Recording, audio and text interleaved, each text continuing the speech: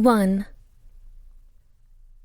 Noah Wright watched his daily temptation through the blinds in his dark office. Like clockwork, his neighbor shoved her apartment door open, flung her keys on her leather sofa, and began to strip. Oh, she had no idea he was watching. In fact, she probably didn't realize her blinds were see-through. Had the lights in her apartment been off, he wouldn't have seen a thing. But they weren't. They were on, tempting him, taunting him. He gripped the pen in his hand, watching her remove her clothes with a natural efficiency and speed that managed to appear sexy. Then she was in her underwear and running for her bathroom. Amaya Zara. He'd met her when she'd moved in some months back. He'd ignored the instant hunger her scent awaked in his Panther. Down boy. The beast didn't care for his attempt at self-control. The animal wanted her. He had been fighting the instinct to take the curvy goddess, strip her bare, and lick his way down her luscious body. Unfortunately, that wasn't going to happen. Maya had a boyfriend.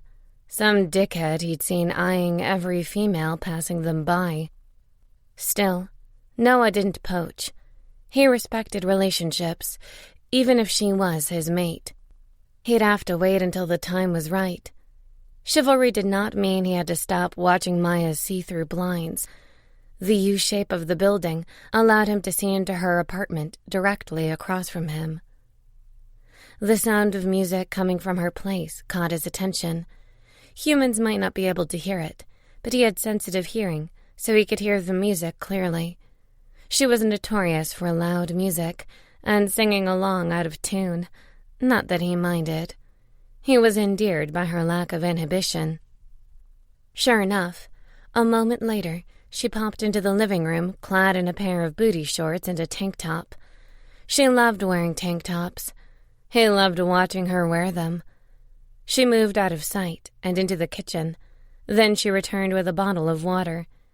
At first, she took a sip, but once she closed it, he realized she had other plans for the water bottle. She lifted it to her lips like a mic and started singing along and wiggling her hips to the sound of the music. He grinned. She was so damn cute. Her long, dark hair flew from side to side with every shake of her head.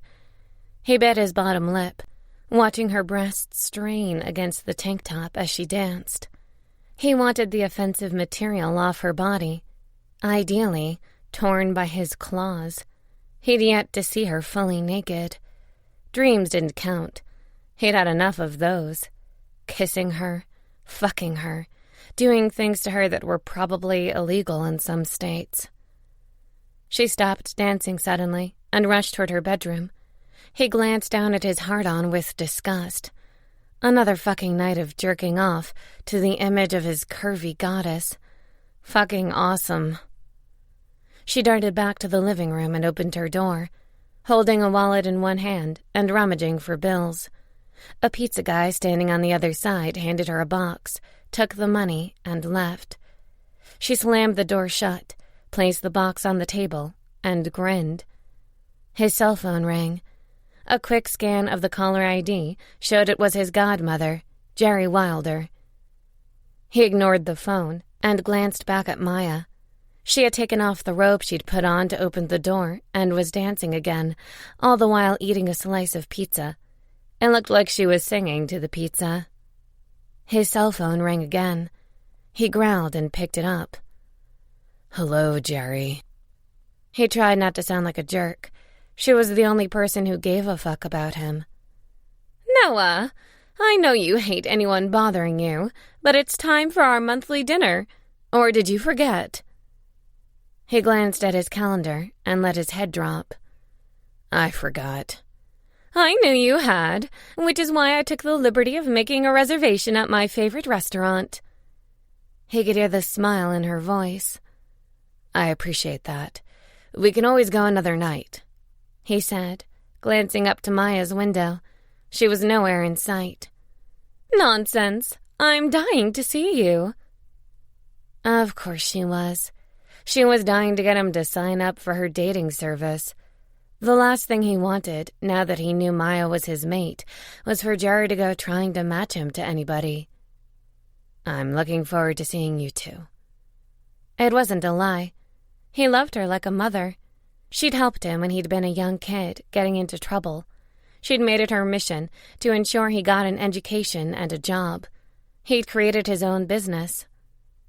He stood and stared longingly at the window. Maya was out of his view. He didn't want to leave. He preferred to stay home and work, while glancing at her window from time to time. If he didn't have sex soon, he'd end up in an even worse mood. There would be no sex for him unless it was with her, and until she got rid of the dickhead boyfriend, he didn't know how that was going to happen. Noah picked up his whiskey and sucked the drink down in a single gulp. "You know," Jerry said, "I can tell there's something bothering you. You are never this uptight." She was right. He was horny as hell, and the woman he wanted wasn't around. Worse, she didn't even know he existed. Great. Just great. "I have a lot of work." She raised her brows and lifted her wine glass to her lips. After a momentary pause to drink some of her dessert port, she sighed. "I know you, Noah. You're like a son to me." "No." She raised a hand. "I don't need to be reminded that we're different species. I know this. But I love you just the same." She pursed her lips. "Now stop being stupid and talk to me." Yeah, that's the Jerry he knew and loved. Straight to the point. "Nothing." She motioned for the check. "You should know better than to use a woman's word with me." He frowned, glancing down at the piece of cake he'd taken only a single bite of. Usually his appetite was something to be afraid of, but now that all he had was Maya on his mind, he didn't want food. He wanted her. He wanted sex. A woman's word. "Nothing is always in women's vocabulary. Stop telling me that you aren't annoyed." "I'm not annoyed," he muttered, shoving the plate of cake away. "Oh, so what are you then?" "Frustrated," he admitted. "There's a difference." "Why? What's wrong? Tell me and let me help you," she demanded. It was so like Jerry. She didn't offer help. She demanded to be allowed to fix whatever was wrong for him. She was so overprotective. "You can't fix everything, Jerry." He snatched the check from the table before she tried to pay again. She always did, like he was still a kid that was broke and living in the streets. It wasn't like that anymore. Now he owned his damn apartment building. Hell, he owned a lot of property. He lived in this particular one instead of a house because that building represented his success, his ability to get out of the gutter and be the man Jerry believed him to be, the one nobody else thought he could be. It had been the first piece of real estate he'd bought, and living there meant more to him than any mansion. She raised a brow. A light of determination shone in her eyes.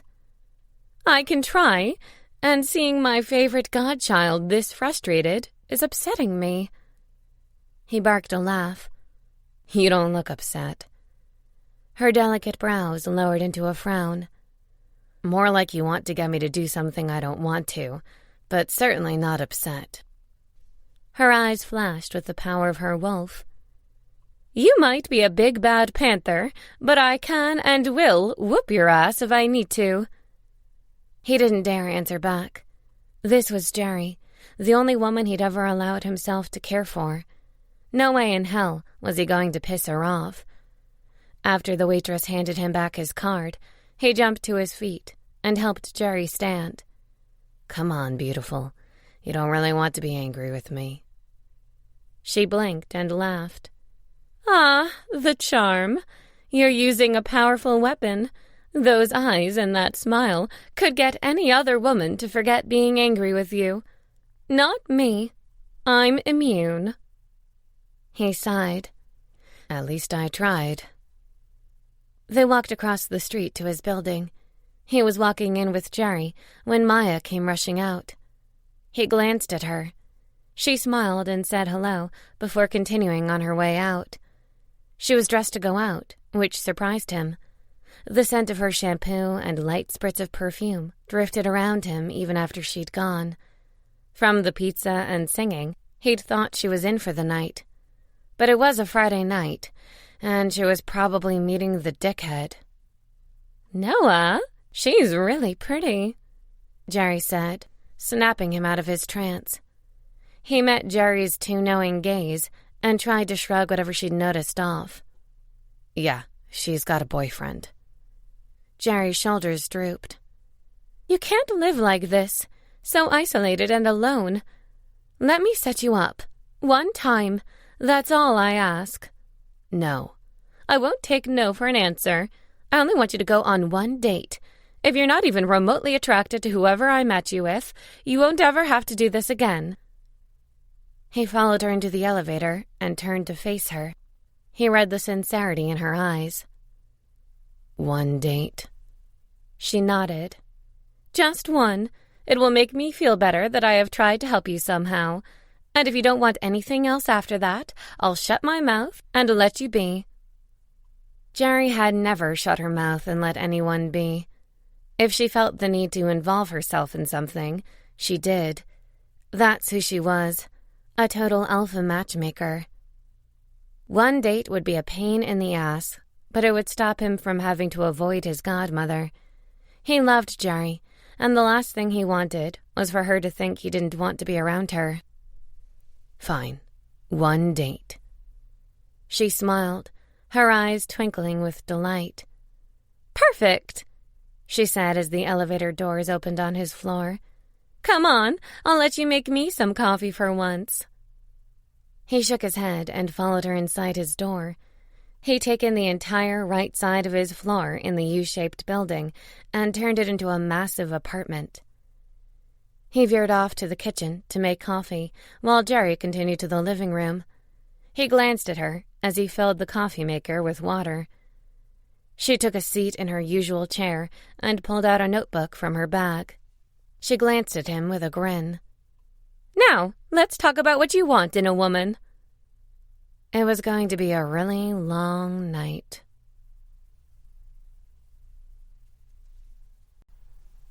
2.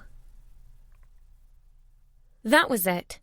Maya Zara gritted her teeth and kicked the side of her brand-new Toyota Prius. She growled when all she did was hurt her own foot. She glared at the car as if it had become her worst enemy. She should not listen to her coworkers anymore. She should have just ignored the idea of going on a date with some friend of a friend and instead followed her instinct.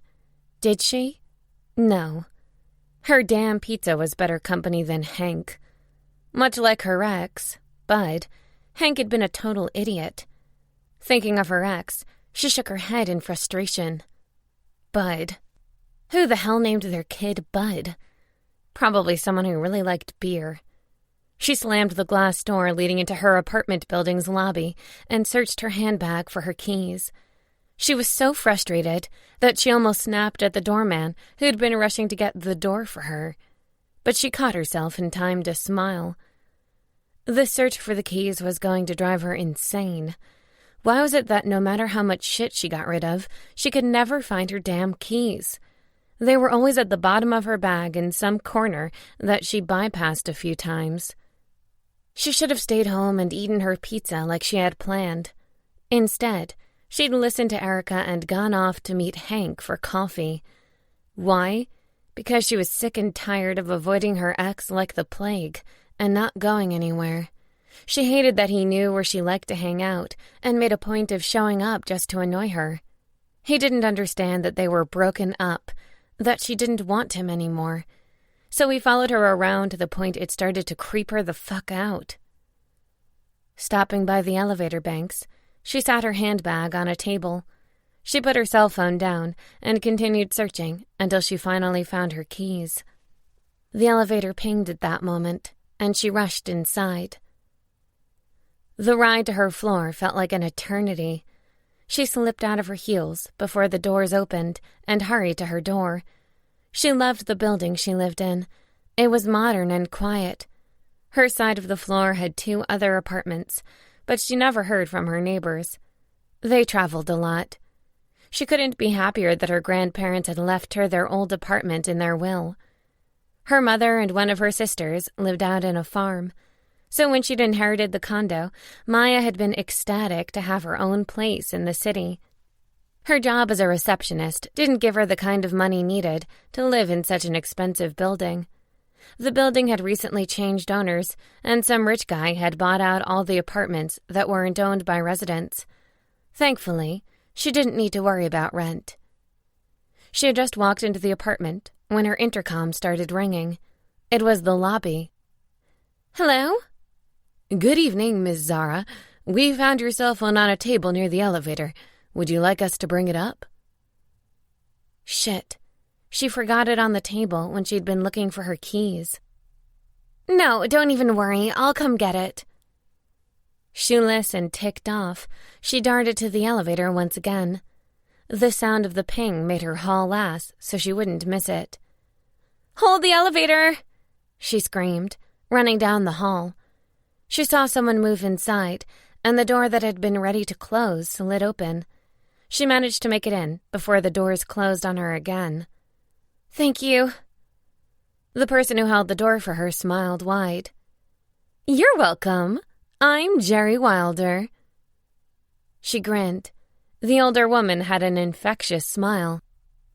"Hi, Jerry. I'm Amaya Zara, but everyone calls me Maya." "Oh, what a beautiful name. Where does it come from?" "I think the origin is Arabic." She laughed, which is strange since my parents are Latinos, but it means night rain, and I think that's seen as good luck, so I'll take it. Night rain. I like that. Jerry glanced at her bare feet and laughed. Busy night? She leaned back on the elevator and sighed. You have no idea. Don't ever let your coworkers set you up with anyone. Trust me here. You always end up with a loser who has mommy issues. Really? She nodded. Yes, every single time. You wouldn't believe what just happened to me tonight. Try me, Jerry said, folding her arms in front of her, which was weird because she wore an expensive-looking dress. Okay, you asked for it. Let's see. My coworker, Erica, tells me she has a friend I need to meet who's in town for just one night. Hank. Sounds easy enough. She headed out of the elevator next to Jerry. Why was she telling her about her horrible date? Who knows? Maybe because she needed to share it with someone to believe it really happened. We agreed to meet at this coffee shop because I'm kind of paranoid about dating since my last boyfriend. He doesn't seem to get the picture that we're done. The doorman met her by the security desk and handed her the cell phone. She thanked him and strolled to one of the seating areas. There were tables and chairs, and she headed straight for one with Jerry by her side. Go on. I get to the place. The guy isn't there. No big deal. He's lost, so I give him directions. I sit there waiting, and when he finally shows up, I know it's him because Erica described him to me. What she didn't tell me was that he was short. Is that a problem? Jerry frowned. Oh, not really. I'm 5'2", so I'm already short. Except Hank is not short. Not really. He's a little person. Jerry's eyes widened. So he is more than just short. She nodded. I'm open-minded, really. I mean, I was willing to give him a chance. His being short isn't a big deal. But when coupled with what came next, I was sitting there horrified. The entire time, he is talking about how big his penis is and how he has a Prince Albert, and I need to see it. Do you know what a Prince Albert is? A penis piercing. Oh my. Wait, there's more. When I'm getting ready to leave, he slaps my ass and asks when he can get the chance to hit that. Jerry gasped. He didn't. He did. He most certainly did. And for the kicker, he was drenched in sweat from either nerves or just being someone who sweats a lot. He kept wanting to touch my hand with his hot, sweaty one. It was really gross. She folded her arms on top of the table and let her head drop on them, with her forehead pressed on her forearms. I should just go live in a convent. Sister can't get a good man. Sounds like the perfect title. My dating life sucks balls. Not just balls. Hairy, stinky, sweaty balls. My, that's an image. Jerry choked. Don't be down, Maya. Why are you meeting all these strange men? She lifted her head and shrugged. I want to meet the man that's right for me. Someone who will love me unconditionally. It's hard to find someone like that when you're as big as me. She wasn't under any delusions. She was a big girl. Well, more like real big. She was super curvy with a side of extra curves, and she was fine with that. Okay, she was more than fine with it. She enjoyed living in the body she had and didn't see herself doing anything drastic to change it. It wasn't like she had unhealthy habits. She was just big. What's wrong with your size? Jerry asked. Maya stared at her for a moment, unsure if she was joking or what.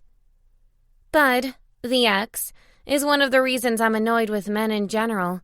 I'm a big girl, and I have yet to meet a guy who doesn't try to get me to lose weight, or who won't cheat on me with someone slimmer, or who likes my curves. Most of them are not okay with my body.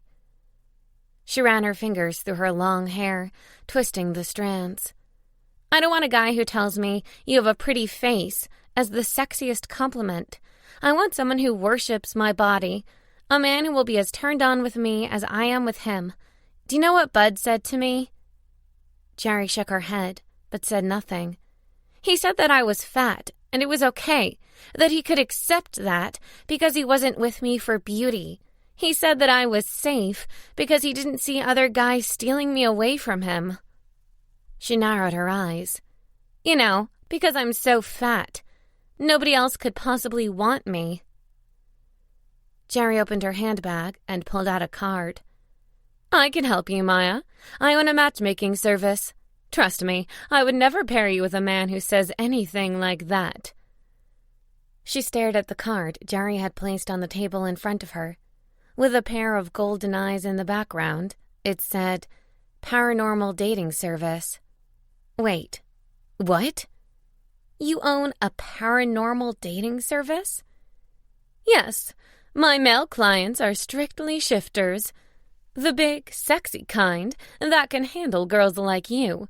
In fact, they prefer big girls. According to my nephew, it's best to have more to hold on to when you're having sex. Maya widened her eyes. Holy shit. She had no idea her venting session was going to turn into a matchmaking session with a possible shifter. Shifters, for crying out loud. She'd heard of them, but had yet to meet one. The whole idea was crazy. Maybe Jerry was crazy, or Maya for even considering it. But she wasn't having any luck with the human slugs. Maybe shifters had something that made them special.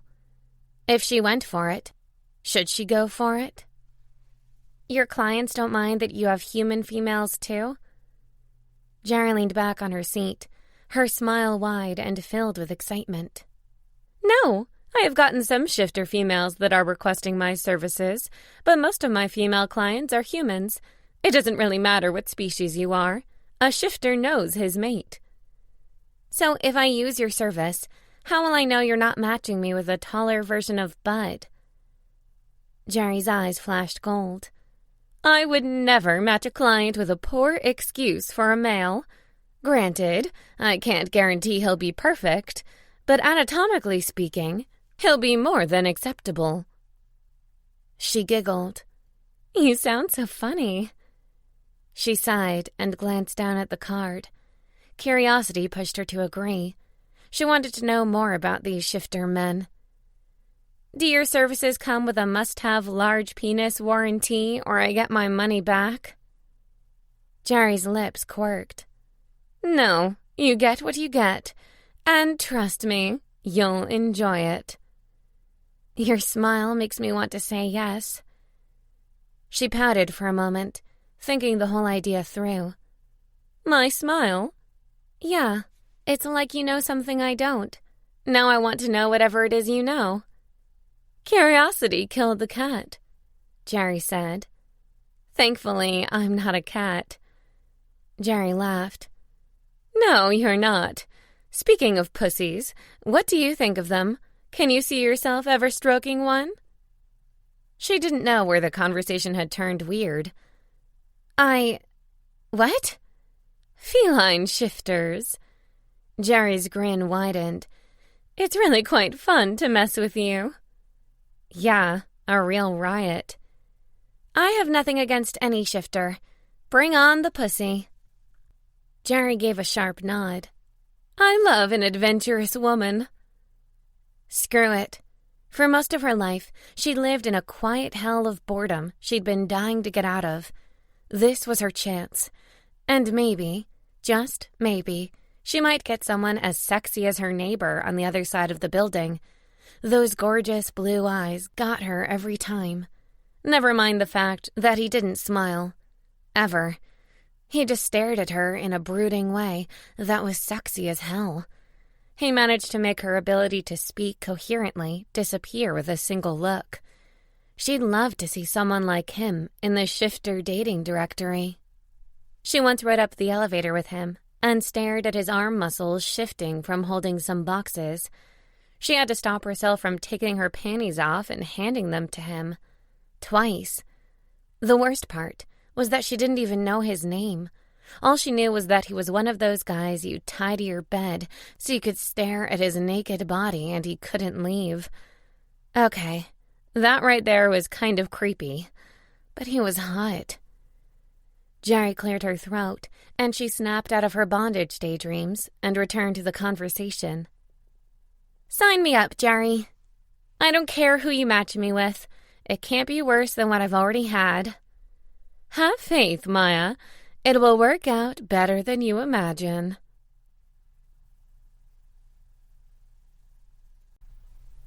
Three. Maya sang along to a popular song. She was ready for her date. Ms. Wilder had been adamant that the date happen at a charity ball. Maya couldn't care less. She was tired from a sucky day at work. It was a long weekend, and she could think of nothing better than to dress up and go meet candidate number 1, especially after the messages she'd gotten from her ex. The man still didn't get it, even after she changed her voicemail message to say that she wasn't going to take him back, so stop calling. The ball was being held in a mansion outside of town. She knew the place well. It wasn't exactly on her way to work, but she'd been by there a time or two.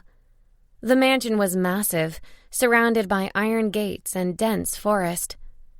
She pulled the curling iron off her last curl and shifted her head to and fro in front of the mirror. This guy better be worth her shaving her legs, not to mention the 2 hours straightening her hair, only to curl it into big, fluffy curls after. People didn't realize how much work it took her to make her hair look so nicely curled. If she left it natural, she would scare a man half to death. The tiny corkscrew curls tended to rise into a giant cloud of hair that used to frighten her as a kid. Now, though, she knew what to do to control it. Straighten it to death. The dress she'd gotten for the ball was another story. She'd chosen a golden yellow that made her brown skin appear vibrant and healthy. The strapless dress fell in a soft line down her body, hugging her curves. It wasn't tight. It was loose, flowy, and comfortable. She'd gotten gold, heeled sandals to match. Though she didn't normally wear heels to events. Not that she ever went to balls. She hoped to look pretty while sitting and limit her walking so her feet wouldn't hurt. It was a good plan, unless her date was a dancer. Crap. If he liked dancing, she might have to lie and say she hurt her foot or something. Or they'd really end up with her hurting herself in those neck breakers. The gala was in full swing by the time she arrived. Limos lined the long driveway, dropping off guests. Butterflies flapped their wings in her chest, adding to the tension in her muscles. Her belly trembled, and for a second she thought she might be sick. The combination of excitement and fear of the unknown had her almost shaking in her heels. She walked into the ball, and a man appeared by her side to take her to Ms. Wilder, one of the hosts. Apparently, Jerry liked to host charitable functions for orphaned or disadvantaged youth. It took a few minutes to reach the other side of the ballroom, where Jerry stood, surrounded by men. Maya had the urge to turn on her heel and walk out the door. Those guys weren't just good-looking. They were model material, or wet dream material. She cleared her throat, and the mountain of men parted so they could all look at her. Jerry smiled and glanced at Maya's dress, nodding approvingly. "You look amazing, Maya." She gave a small, nervous smile. "Thank you for inviting me." "Maya, what a lovely name," one of the gorgeous shifters said. She knew he was a shifter. He had the golden circle around his eyes she'd come to realize distinguished them from regular old humans. "I'm Slade. Would you like to dance?" "No. She's only dancing with me." The anger that rose at a man telling her she'd only dance with him fizzed to a sudden death when she turned to face the person who'd spoken. She turned to see her neighbor, god of every dirty dream in the world. Her throat turned drier than sandpaper while she stared at him. She didn't even know his name, but her body knew his better than he could imagine. Too many erotic dreams did that to a girl. She'd started to think of him as her fantasy man. Though she'd only seen him sporadically in the building, in her dreams, he was more than just some man. He did things to her no man could ever match. He wore a tux like nobody's business. He was taller than any man she'd ever dated, and she had to lift her head to look into his eyes. His jaw was clenched tight, and his short blonde hair had been freshly cut into spikes. "No, darling, you're going to scare Maya," Jerry growled. "Stop acting like a Neanderthal." She knew his name now. Noah. It fit him. He didn't glance away from her. Instead, he leaned closer, lowering his head toward hers. "You're here for me." She blinked. She had no idea what he meant by that, but if he wanted to arrange something with her, she'd be glad to, once she got her date out of the way. "What?" Geez, her voice had never sounded that husky. She cleared her throat. "I'm sorry, we haven't really met before." Not in person, but in her dreams, he was fucking her nightly. "I'm Maya." She offered him a hand to shake. He curled his larger hand around hers, sending electricity shooting down her back. The quirk of his lips told her he'd noticed the effect his touch had on her. He lifted her hand to his lips and brushed his lips slowly, erotically, over the back of her hand. "I know who you are." Wow, the guy was deadly when he turned on the possessive charm.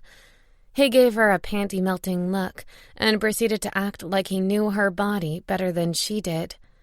At that moment, she couldn't even remember her last name. A slow shiver caressed her back. Potent, all-consuming, like a drug she'd been deprived of. And he hadn't even kissed her. Yet. Something told her that was coming. Soon. "Noah, behave."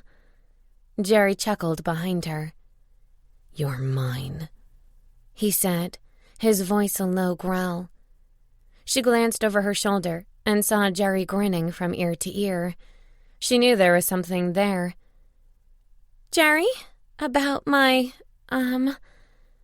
She had a hard time even saying the words. If Noah was really her date, she was going to be in such trouble.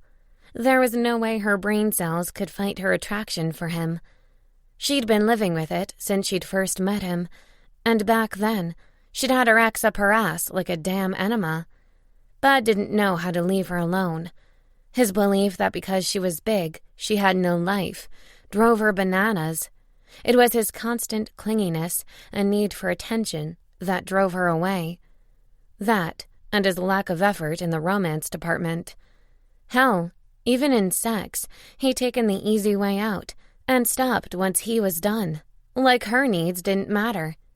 Not that she couldn't take care of her own needs, but it was time to find a man who wanted to do that for her. "Sorry, Maya," Jerry said. "Let me formally introduce you. Noah Wright, meet your date for the evening, Maya Zara. Maya, Noah will be your date, and hopefully you two will hit it off." If they hit it off more than they already had, they'd be naked and having sex in the middle of the ballroom. At the moment, that didn't sound like a bad idea. Maya wanted so badly to watch Noah strip off that tux. "Thank you, Jerry. It's nice to meet you, Noah." "Noah, why don't you take her to dance?" Jerry grinned. Sending them to dance was not a good idea. There was a slow song playing, and all Maya could think of was his body pressed up to hers. Noah grabbed her hand again, gently guiding her to the dance floor. A slow song played. He pulled her close, so close to him, their bodies flush, even with the gauzy fabric of her dress in the way. The heat of his body lulled her into him. She glanced up, meeting his golden gaze, and scanned his facial features. Up close, he was even more devastatingly handsome. A short, scruffy beard covered his jaw. "Tell me about you, Maya." That she wanted to bite his jaw and dry hump him was probably not a good thing to say on a first date. Or ever. "I work at a bank. I'm a receptionist." He nodded. "You're single?" There was a flash of confusion in his eyes. "Yeah, I don't normally have anyone set me up while in a relationship." His entire demeanor changed then. He pierced her with his gaze, staring so deep into her eyes it frightened her a little. What could he see? Hopefully he couldn't read minds, or he'd know they were fucking every which way in her brain. "Good to know. How is it a beautiful woman like you is single? I'd bet you have a few boyfriends in your back pocket." She lifted both her hands to hold onto his neck. The move allowed him to slide his hands down her back, stopping at the curve of her ass. Her pulse pounded hard in her ears. She wanted to say something witty, but arousal had made her stupid. Stupid plus horny didn't make witty. "No boyfriends. How is it a sexy man like you is still single?" Good work, Sherlock. Giving him his own question back was not dumb at all. Idiot. She only hoped his answer would help her zap her brain into working again. "There's only one woman for me," he said, lowering his head to speak by her ear. Goosebumps broke out over her flesh. "She is the only one I want in my bed, legs spread open, and me filling her." The image of him doing just that to her took center stage in her mind. She realized after a moment that she was breathing hard. "Why is it just the one woman?" "I'm a shifter, a panther. There's only one mate for me and my animal. Only one woman whose body I want to take for the rest of my life. Only one pair of lips I want to taste," he said, his voice growing rougher. "She is it. She's everything." He pressed her closer to him, letting her feel his heart on. Oh, Lord, she was in trouble. Big trouble, of the tempting kind. She clearly hadn't had good sex in so long, she was ready to drag the big shifter off to a corner and have her way with him. "I love that smell," he rumbled. "My words turned you on. We can do better than that, Maya. I can take you home, eat your pussy until you come on my face." He licked her earlobe, and her pussy throbbed, aching to be filled. "Then I'll fuck you. I'll fuck that sweet pussy of yours until you come so hard you don't even know your name." Yes, 1,000,000 times yes. That's what she wanted more than anything right now. A man who wanted to do those erotic things to her. But was he speaking just to speak? Or did he find himself attracted to her curves? "I'm a big girl," she breathed, and waited for his reply. "Your body isn't big. It's got the right amount of cushion for me not to worry about how hard I take you." He pulled back, staring into her eyes. "And I will take you. Hard. Rough. I'll make you scream. I'll make you beg. I'll make it so fucking good, you'll never want me out of you." How in the world did they get into a sexual conversation 2 minutes after meeting? Who did that? And why did she want to drag him to her place and demand he fulfill his promises? The sound of a person on a speaker asking people to sit down for dinner stopped any further sex talks. Thank God. She might have given in and embraced living on the wild side by having a quickie with her neighbor. What the hell? She still might. He offered her his arm and led her to their table. Mrs. Wilder had sat them with the men Maya had met earlier. No matter where she sat, she'd be surrounded by men. She felt like the female Hugh Hefner.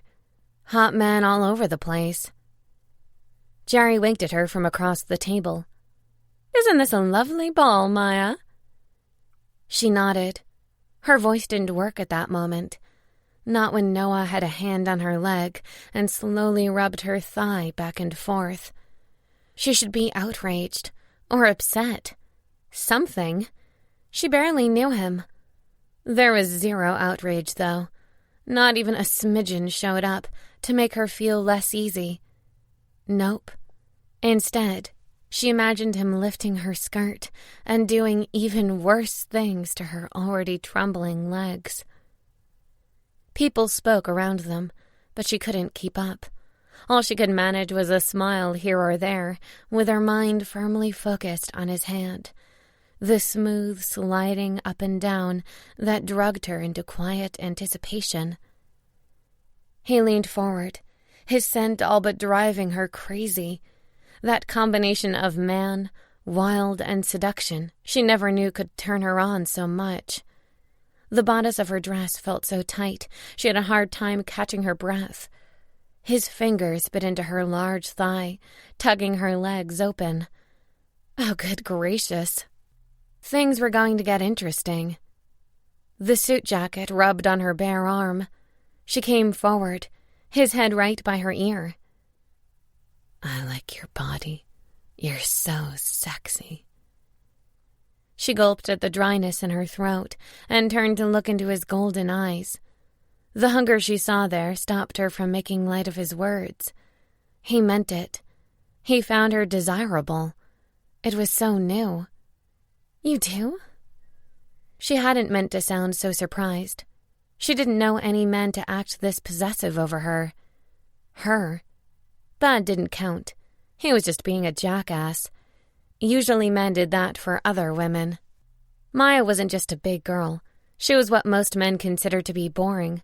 She didn't do wild, crazy things. Most of her life was spent trying to just enjoy peace and quiet. He lifted his lips in such a wicked grin, she had a hard time glancing away, back to his overpowering gaze. "I do. I find you fascinating." At that, she laughed. Hard. She shook her head and giggled every time she tried to speak. "Me? You find me fascinating? You have to be confusing me with someone else. Trust me, Noah, there's nothing fascinating about me." His hand on her thigh moved up until she swallowed back a moan. He was so close to her need, she couldn't stop herself from opening her legs wider. She was so easy. "There's a lot about you that I find fascinating. You're so carefree. I don't recall a time when I was ever like that." She struggled a breath into her lungs. "I'm boring. That's what carefree translates to in my world. Boring. There's nothing special going on in my life." He shook his head. The light glinting off his shiny, blonde strands made her want to slide her fingers through his hair. You're interesting. A life of drama does not make a person interesting. Living quietly doesn't mean you're boring. It just means you know what you like and don't like." She sighed. The bodice of her strapless dress felt tight against her aching nipples. She wanted to tear the gown off and get Noah naked. He continued to stare at her with his probing gaze, making her feel flustered and hot. What do you do?" She cleared her throat. "For a living, that is." "Noah is a video game designer," Jerry said from across the table. Maya glanced at the older woman, noticing her wide grin and the quick wink Jerry sent her way. If she wasn't aware Jerry was a shifter, she'd have asked how the hell she'd heard her question. Maya had barely heard the words come out of her own mouth. "Really?" she asked with awe. "What kind of games do you design?" "He does the Soldier Shoot-'em-up series," Jerry interjected a second time. "They're super popular." Maya's eyes widened. "Everyone knows those games.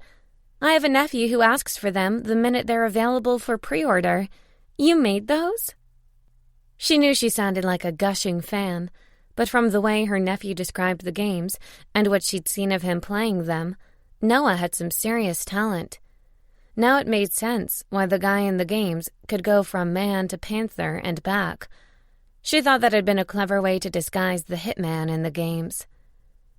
Noah glared at Jerry, which only had the old woman laughing. "Stop being so shy and accept a compliment, Noah. She likes your work." "I'm sorry." Maya winced. "I didn't mean to make you feel uncomfortable. I'm just shocked. That's a very popular series." "He still doesn't understand his success. He lives the life of a recluse." Jerry laughed. "What you said is probably the biggest shock of his life." She lifted a wine glass. "I told you those games are sold to people all over the world, including our own backyard, Noah."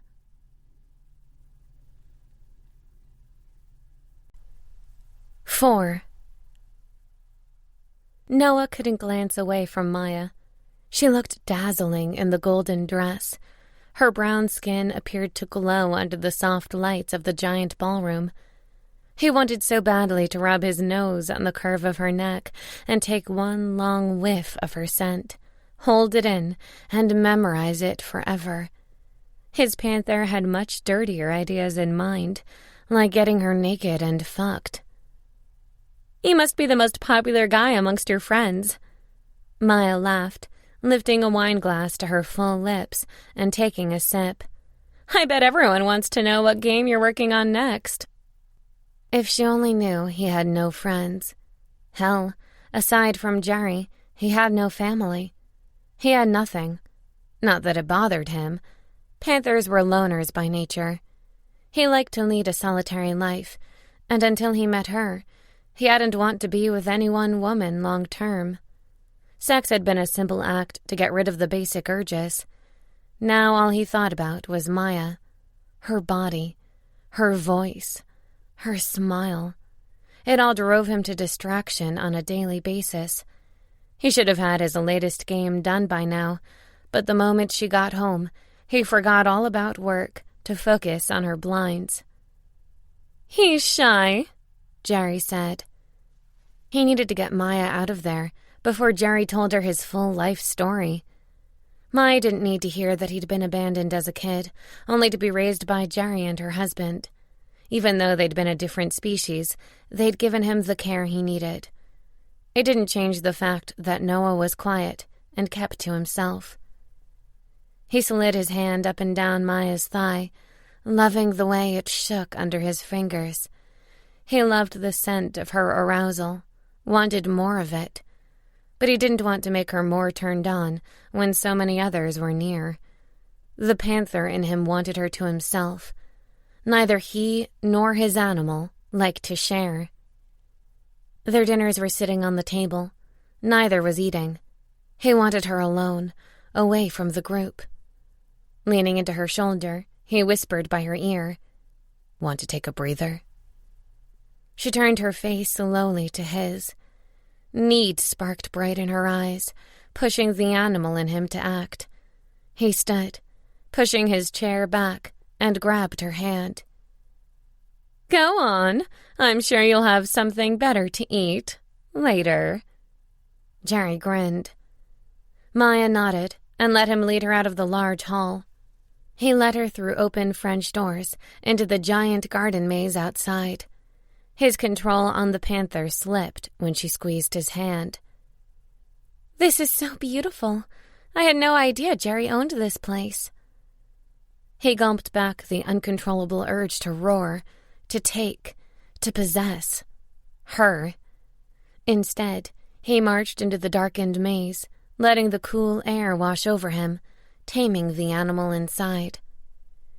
"Jerry has been a big benefactor for many who don't have families," he said as a form of conversation. He let go of her hand once they reached the center of the maze.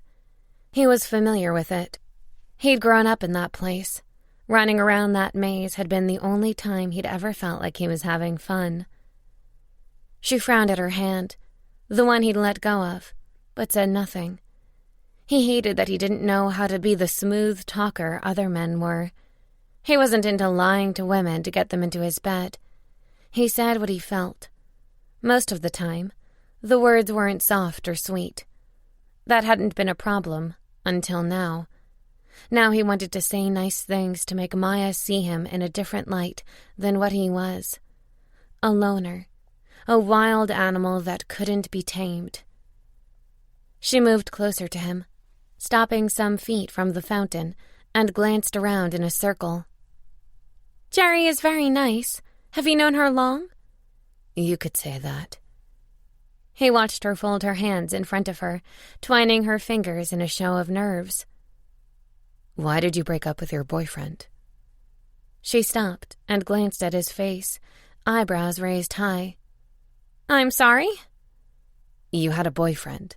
I remember him when you first moved in. Why did you break up?" Her facial features turned stony. "I don't think that's any of your business." He moved forward, his animal roaring for a taste of her. "Anything that has to do with you is my business." The small hitch in her breath made him grin. "You can be as sexy as you want, but don't give me any of that macho crap. I'm not your business. I just met you. In case you didn't know, saying shit like that can freak a woman out. I'm not into men who think they'll tell me what to do." He stopped a foot away from her, loving the way her eyes flashed with anger. She was damn sexy, even more when this side of her came out, when that self-assurance she normally didn't show made an appearance. "You are my business. Everything about you is." He could tell that's not what she wanted to hear. She glared, curling her hands into fists at her sides. "Does that normally work for you?" He grinned. "I don't need lines." "Wow. What happened to the shy guy Jerry mentioned back there?" She asked with a lift of a beautiful dark brow. "I'm still that guy. But when it comes to you, I won't relent. You're my business." He stepped closer, almost lost in the scent of her need. "From the top of your beautiful dark hair to every single curve down your body." She inhaled sharply and swiped her pretty pink tongue over her luscious bottom lip. His cock hardened in his dress pants, making it obvious how much he wanted her. "You're kind of full of yourself, aren't you?" He lifted his left hand, cupping her neck and tugging her into him. Then he curled his right hand around her waist and held her flush against his. He waited, mostly to see if she'd object. She probably didn't even realize that she leaned forward, bringing her face closer for him to kiss. There was no hesitation. He brought his lips down over hers and kissed her. An unexpected spark fizzed in his blood, turning his already hungry Panther desperate for more of his mate. She moaned. The small sound opened a path of dark need he'd never felt for another woman before. Noah had kissed his fair share of women in the past, but there had never been this instant desire for more of her, for all of her. He never had to fight his animal until he thought he'd lose all control of his panther. All for a kiss, for a single taste of her lips, and the hint of wine still on her tongue. The kiss turned wilder, his touch rougher. He sucked on her tongue, nibbled on her mouth, and drank in every moan and whimper. She twined her hands behind his neck, pressing her chest on his. Need grew inside his animal, demanding more. He slid his hands down the whisper-soft fabric, caressing the curves beneath the dress, until he reached her ass. He grabbed handfuls of her cheeks and pressed her into his erection. The cushiony feel of her body on his much harder one was heaven. Perfect. He led her back, almost lifting her into his arms. Once they reached a stone bench, he helped her until she was sitting down and he was crouched between her legs.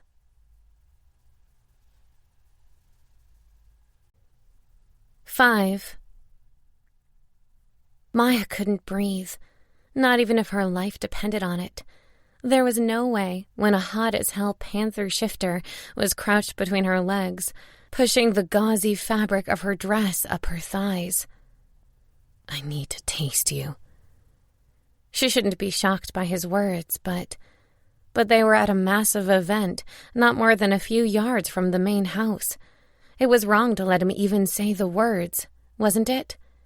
She placed her hand flat on the stone bench, lifting her ass and moving it to the edge of the seat. Screw wrong.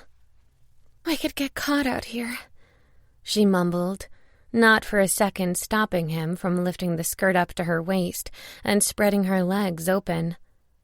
We could, he said in a low groan, staring at the tiny panties covering her mound. You know, you're so wet. I can tell your panties are drenched. Her pussy throbbed with the way his voice sounded.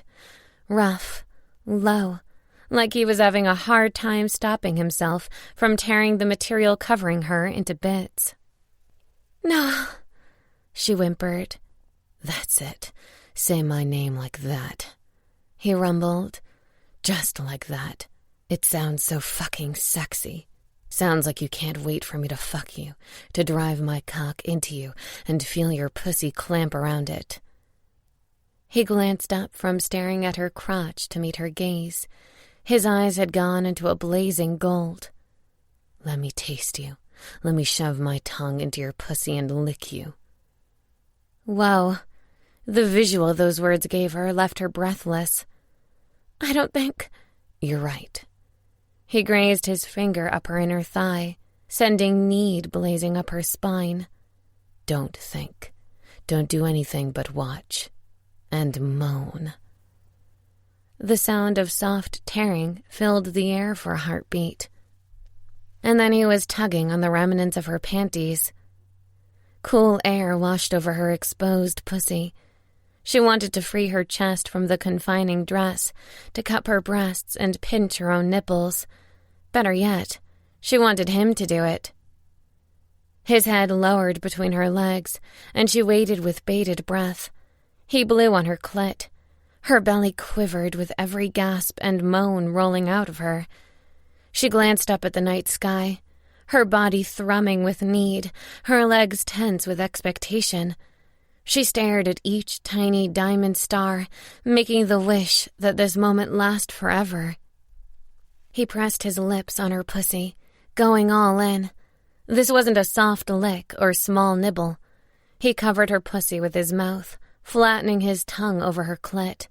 A loud moan pushed out of her. She widened her legs and scraped her nails on the stone bench. She wished she could grasp his hair in her hands, pressing him closer to her folds. A loud purr sounded. Holy shit. That was so sexy coming out of him. It was a combination of purr and growl, and she wanted to hear it again. Please, do it again, she gasped. He did. The sound sent vibrations from her clit to her nipples. She must look a sight. Her legs spread open, back arched, and pussy on display, but she couldn't care less. All she wanted was more of his licks on her sex, more of his groans as he lapped at her like a starved man. He rolled his tongue over her pussy, up and down, faster, faster. Every slide pressed at her clit. Every lick pushed her that much closer to her breaking point. Oh, God! Tension curled in the pit of her belly like a restless animal, wanting to be let loose. She wiggled, pushing closer to his mouth, with each rocking of her hips. She never felt this way. Men didn't push her body to limits. They didn't concern themselves with her pleasure, with ensuring she went over the edge and experienced things that made her toes curl. Noah's lips on her folds, his fingers biting into her thighs, and his groans tugged her toward that cliff she had never known existed. He sucked her clit between his teeth, grazing them in a soft nibble that jerked a choked scream from her chest. Ah! The tension winding inside her snapped, unfurling at a mesmerizing rate. Pleasure flowed over her like a wave of cooling bliss. She blinked, spots combined with the stars in the sky to fill her vision with bright diamonds. Wetness flowed from her channel, but Noah continued licking every single drop from her body. Her hips continued their jerky rocking on his face. Even though he wasn't inside her, her pussy gripped at nothing, as if readying for him to fuck her. She glanced down, sucking in shaky breaths. His clean-shaven face shone with her climax. He looked so fucking hot, licking her body's essence off his lips, like he'd been eating dessert. She leaned forward, pressed her mouth to his, and tasted herself on him. A loud rumble sounded in his chest. She tugged him closer, crawling a hand between his crouched legs and grasping his erection. Lord, good Lord, he was hard. So hard and big. Her pussy clenched just thinking about him inside her. Tearing her lips from his, she nibbled on his jaw, licking her orgasm off his face and mumbling, "Take me, Noah. Fuck me. Here. Now. Do it." But instead of pulling his cock out of his pants and filling her with his hardness, he stood up and yanked her to her feet. What the hell? Shh, someone's coming. She tried to stand, but her legs wobbled. Thankfully, he wrapped an arm around her waist and helped her stay on her feet. The last thing she needed was for anyone to happen by and her to fall on her face from shaky orgasmic leg syndrome. Moments later, the sound of giggles neared them, and a couple appeared out of one of the entrances to the center of the maze. Oops! A woman smiled at the man beside her. Looks like they had the same idea. It's kind of stuffy in the ballroom. Maya nodded, unsure what to say. She then realized that she had no panties on. Her eyes went wide, and she glanced at the spot she'd been sitting on at the stone bench, but they weren't there. We'll leave you to enjoy the area, Noah said, tugging her to the secondary entrance back toward the mansion. She waved at the couple and glanced around the ground, trying to see if she saw her underwear. The last thing she needed was for the couple to find her panties. Or worse. She checked her heels to make sure she wasn't dragging them like a piece of toilet paper. They were a few rows away when she whispered, My panties, where are they? Noah glanced at her, his lips lifting in a feral grin. They're mine now. Oh, please, she mumbled. Don't tell me you have a thing for underwear. He barked a laugh and hugged her to his side. And if I do? Sexy men don't have underwear fetishes. You're too good-looking for that. I don't know if I should be flattered or offended. He laughed again. What do I know? I've never had my panties torn off me. She tried to stand on her own, but damned if her legs didn't still feel like jelly. What kind of witchcraft had he done with his mouth to make her bones melt? And more importantly, how could she get him to do it again? Once they reached the French doors he'd guided her through, He stopped and turned to face her, cupping her cheek with his hand. His mouth crashed down over hers, and she forgot all about everything, including important things like breathing and thinking. A second later, he pulled away. Bastard. She was so turned on she couldn't see straight. "Let me take you home, Maya." He nuzzled her lips, giving her butterfly kisses as he spoke. "I want you on my bed, naked, wet, coming for me." Yes, times a billion. But now that her brain had decided to remind her she barely knew him, she hesitated. Maya wasn't an adventurous woman. The craziest thing she'd ever done had just happened. With him. She didn't do spontaneous. "I don't know." He frowned, searching her face with his eyes. "What's wrong?" "I'm not sure you understand the type of person I am. I don't do..." She lifted a hand and made a circle to her surroundings. "This."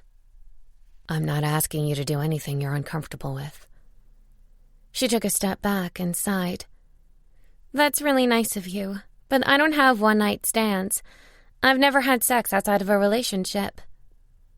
Boy, did she sound like a 1950s housewife. Better he know the truth now than to expect her to put out later and think she was a tease. He narrowed his eyes, and the smile that had been flirting on his lips disappeared. "I'm not asking for a one-night stand." He slid his fingers into her hair, gripping the strands and holding her head in place. "It's going to take more than a single night for me to lick you from head to toe, to show you that your body is fucking gorgeous as is." He pressed a hard kiss on her lips and moved back before she got a chance to enjoy it. "It's going to take more than one night to fuck you every way possible and make you come repeatedly. More than one night, Maya, for me to own you with my cock." Oh, good God. Her throat dried to sandpaper. Anticipation curled in her belly as if his words were caresses on her body. "More than one night?" "Yes, beautiful. More than one night for me to stamp myself all over you. For you to understand this isn't going to go away. I'm not going away. Nothing, no one can make me." She gulped. She didn't know what to say. Her brain had frozen at the mention of more than one night. Did he truly mean that? A man with his sex appeal could be out there having threesomes on a jet. That sounded a lot more exciting than going to her place. "Stop questioning this. Me. Us. I want you. I've wanted you." She frowned. "What?"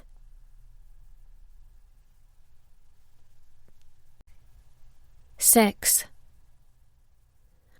I've wanted you from the moment I first saw you," he said. She saw the honesty in his gaze. He didn't add anything to that line. There was nothing else needed. How could he have wanted her since then? But, really? His shoulders relaxed, and he nodded. "I'd say yes, but I have a feeling you need to see things for yourself." "Maya, there you are," Jerry said, walking toward them. She stopped and pointedly stared at Noah's hands holding Maya. "Is Noah taking you home?" She shook her head.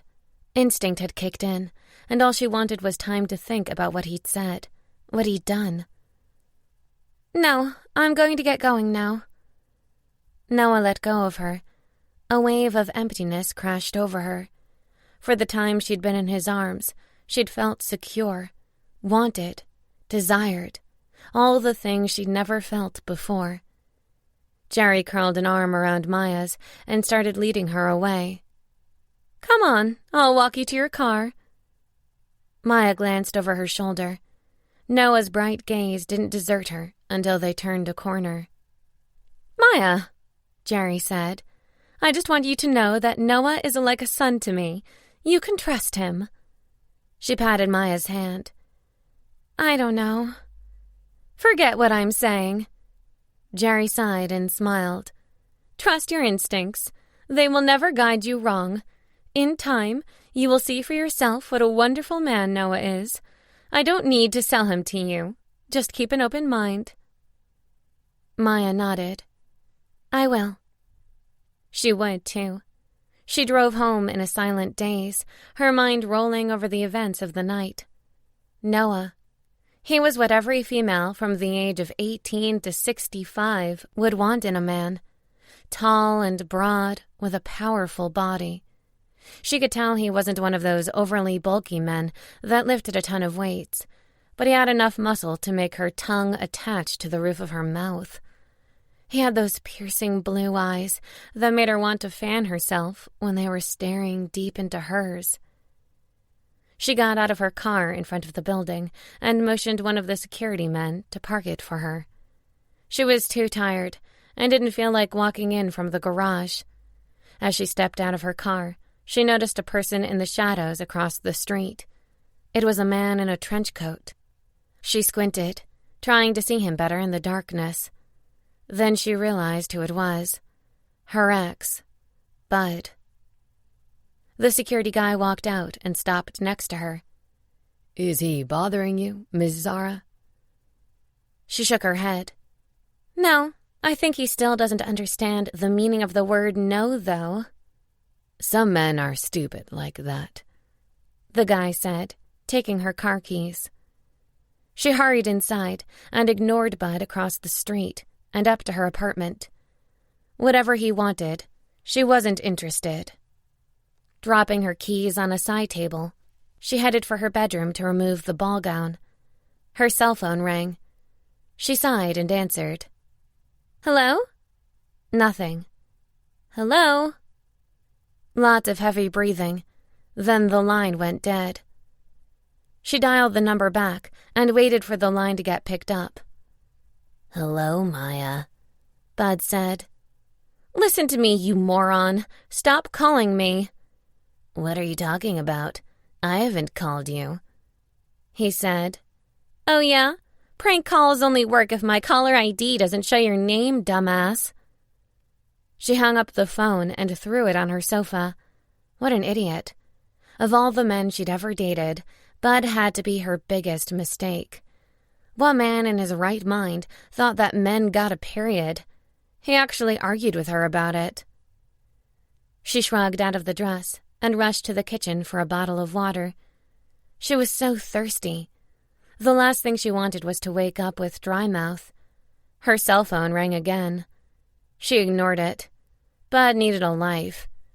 Instead of arguing with him about how she knew he'd been the one who tried to prank call her, she went back to the bathroom to set up a bath. After a long, hot soak, she got out of the tub and ordered her favorite pizza. Once she put on her robe, she was feeling better about everything in her life. Why couldn't Noah want her? She was a big girl, but she was sexy in her own way. Maybe not the out-there, tiny clothes sexy, but her body was full, and she didn't see anything wrong with it. The sound of knocking at her door had her rushing to throw on a robe. The pizza guy was never that fast. She ran down the hall, holding the neckline of the robe closed and her wallet in her other hand. She opened the door and gaped. It was Noah. Noah in only a pair of dress pants and no shirt. Her gaze roamed from his face down his slightly hairy chest to his washboard abs and his unbuckled belt. Her gaze shot north, and she blinked. He inhaled deep and marched inside, crowding her with his large body. He pushed the door closed behind him and didn't say anything else. She opened her mouth to ask him what he was doing there, but didn't get a chance to speak. In a swift move, he took her lips in a blazing kiss. There was no workup, just unbridled desire. He lifted her hands, digging her nails into the back of his head. He groaned into the kiss, his tongue darting in and out of her mouth, pushing hers into submission. Hunger exploded inside her. She wanted more. Now. Though she'd been unsure before, that time had passed. She couldn't fight her body's need for him. It was unlike anything she'd experienced, so why reject it? Why not allow herself to feel whatever he wanted to give her? She should allow her mind to bask in the erotic bliss he offered. He jerked the robe open, one hand moving straight down between her legs to probe at her folds. The other hand cupped her breast, filling with her tit and tweaking her nipple. She took a breath and let it out slowly, gasping at the fingers massaging her clit, then sliding into her channel.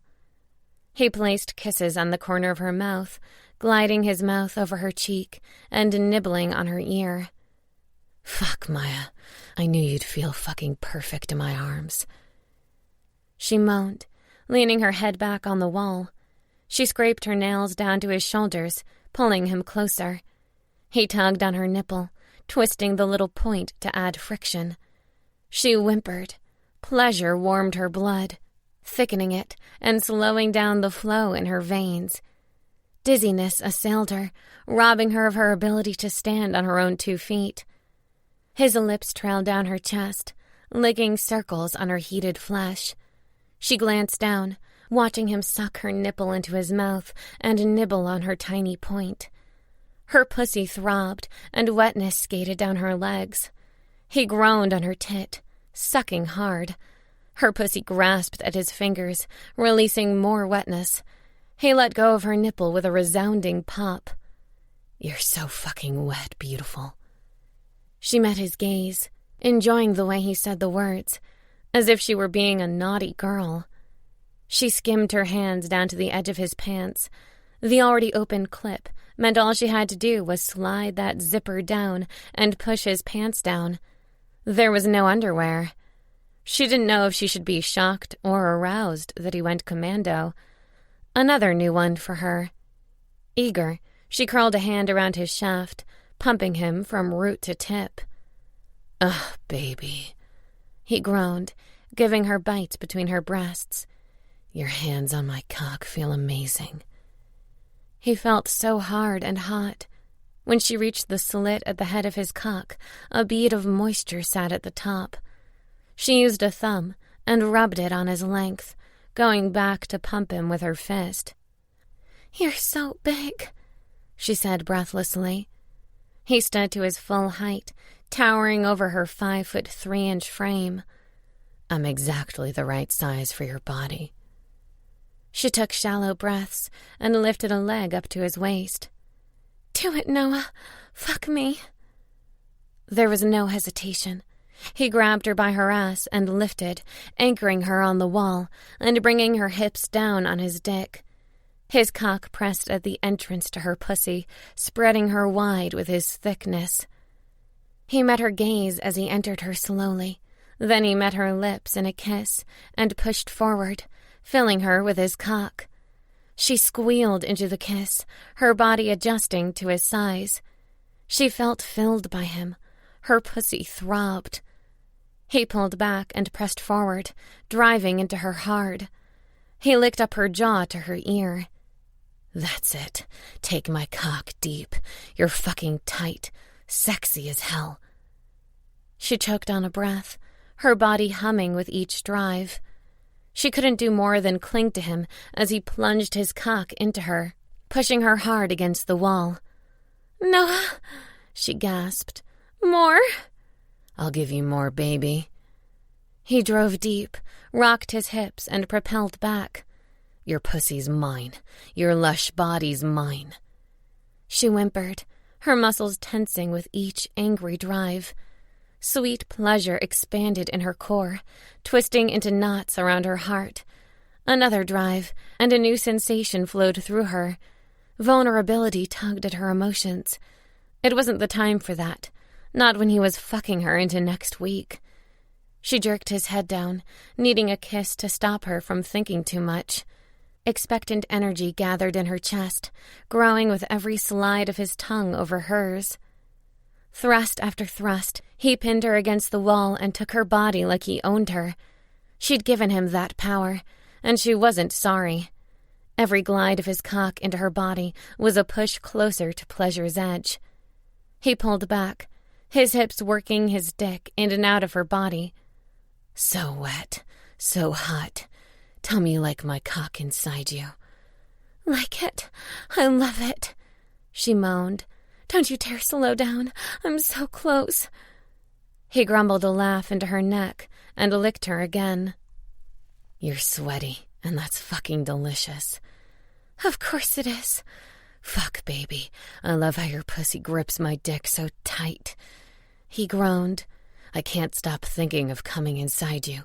I want to feel my cum being sucked in by your pussy. I want to fill you up with my seed." She gulped. That all sounded good. "Go ahead. I'm on the pill. Come inside me." He nibbled on her neck. "Your birth control won't stop me from getting you pregnant." He took a breath and let it out in slow bursts. "You, pregnant." "Me pregnant what?" she asked in a breathless murmur. "I like that idea." He drove deep and pulled back, then did it again and again. Each time his thrusts growing faster, rougher, his cock felt bigger inside her.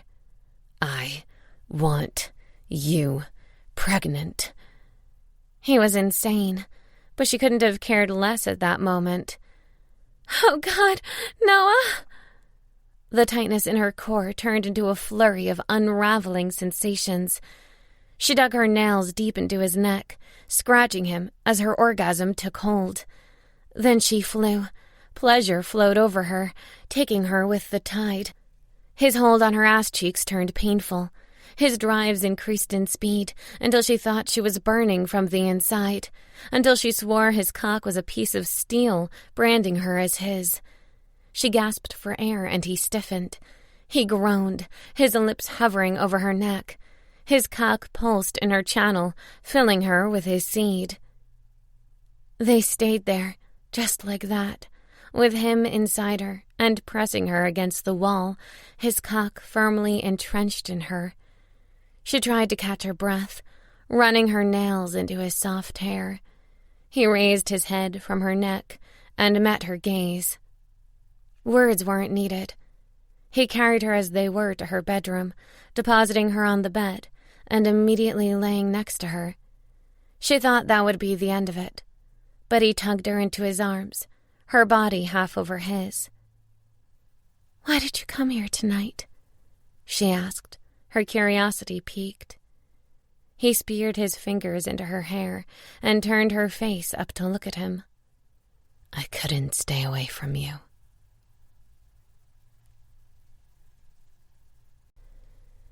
"7. I don't understand how this works, Noah. I've never experienced anything like it." She glanced down at his chest and ran her nails over his abs, watching his muscles shift under her fingertips. "You mentioned wanting me from the first time."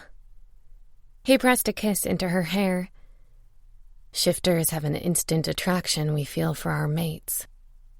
"Mates? Like the person you want to be with?" She choked out. "Forever?" "Yes. I knew you were it for me, even though you were with someone else." She heard the irritation in his voice. "You wanted me while I was with my ex?" "I knew you were mine, Maya. I just had to wait until he was out of the picture." She snorted. "That didn't take long. He was a jerk." "He didn't know how special you are." She lay in his arms, no weird after-sex feelings. In fact, she felt more at ease with him than she ever had with Bud. "Explain how this mate business works." "Are you familiar with shifters?" She loved hearing his voice. It had that roughness that made her skin tingle. "I am. I don't think there's a person that isn't, but I haven't ever gone out with one." She had nothing against them. Shifters were very dominant and possessive, but mainly they were hot. And until Noah, she never met one that didn't make her nervous. "There are different kinds of shifters that mate in different ways. Usually a mate means they're committed to that one person for life." "Oh, like married?" She flipped on her stomach to better look at him. "Is this marriage in the shifter world?" "You can say that. It's a really deep connection between two beings. There's no cheating, no divorce, just each other. Goosebumps broke over her skin. He said that with so much passion, like he was the one about to get mated. So why haven't you made it? He grinned. His lips made her girly parts all slick and warm. I hadn't found the right woman that could tame the panther and the man. She blew a raspberry. I don't know how. You're one hot tamale. I bet you've had a ton of women throwing clean and dirty underwear your way. He laughed, his stomach muscles contracting and lifting her with each chuckle. Clean and dirty? Well, yeah. I bet in the shifter world you're like super rocker status, huh? He shook his head, the slow smile still on his lips. Nope, I'm pretty quiet. I don't go out like that unless Jerry harasses me to death. Usually I stay home and work. You mean there's no orgies going on the other side of this floor? She pouted. Here I thought you were one of those playboys living it up. Why did you think that? He slipped a hand up and down her back, stopping at one of her ass cheeks and grabbing a handful before moving up again. Because you're good looking? Wow. She shook her head. That sounds so superficial when I say it. It's like men who think that pretty women have to be bitches because they're hot. I'm sorry. His eyes twinkled with mirth. Don't give it a second thought. I haven't ever been called hot, if that makes you feel better. What? He twirled a long curl around his fingers. I don't date much. And when I went out, it was for specific purposes. She blinked and waited. Like? Sex. Oh. What is it you're looking for in a mate? His question caught her off guard. I think one of my biggest annoyances is that men seem to think that because I'm a big girl, I'll just take whatever I can get. Is that how you treat yourself? He asked, his gaze probing and deep. No. Did she? She hadn't dated decent guys most of her life. But that just meant they were the jerks, right? She inhaled slowly, trying to tamp down the panic rising. Had she been the cause of her own bad love life? She might have. Having a slim mother and sister meant she was the one who always felt like she was not part of the group. As a teen, seeing her sister dating many of the best-looking guys in school had really kicked her self-esteem to the curb. Nobody asked Maya out. Ever. She had a great male friend who was just as big as her, and he was her constant companion. Then I guess your time hadn't come, he said, bringing her back to the present. She lifted to a sitting position, suddenly wanting to think more about how she chose men to get into relationships with. I think I'm going to take a shower. He hopped out of the bed much faster than she would have expected and rushed around to her side. Watching him dart toward her with those powerful legs of his and that strong body that she'd never seen this spare was like being doused in gasoline and set on fire. She gasped when he stopped in front of her, his erection staring her in the face. Come, I'll join you. Glancing up at his rolled-out-of-bed hair and morning-after beard, she became more aroused by the second. I hadn't thought about having company, but now that you offer, I'd appreciate someone to wash my back. Baby, I'll wash your back, lick it, suck it, and bite it under the spray of the warm water. She let him lead her to the shower with the promise of more naughtiness to come.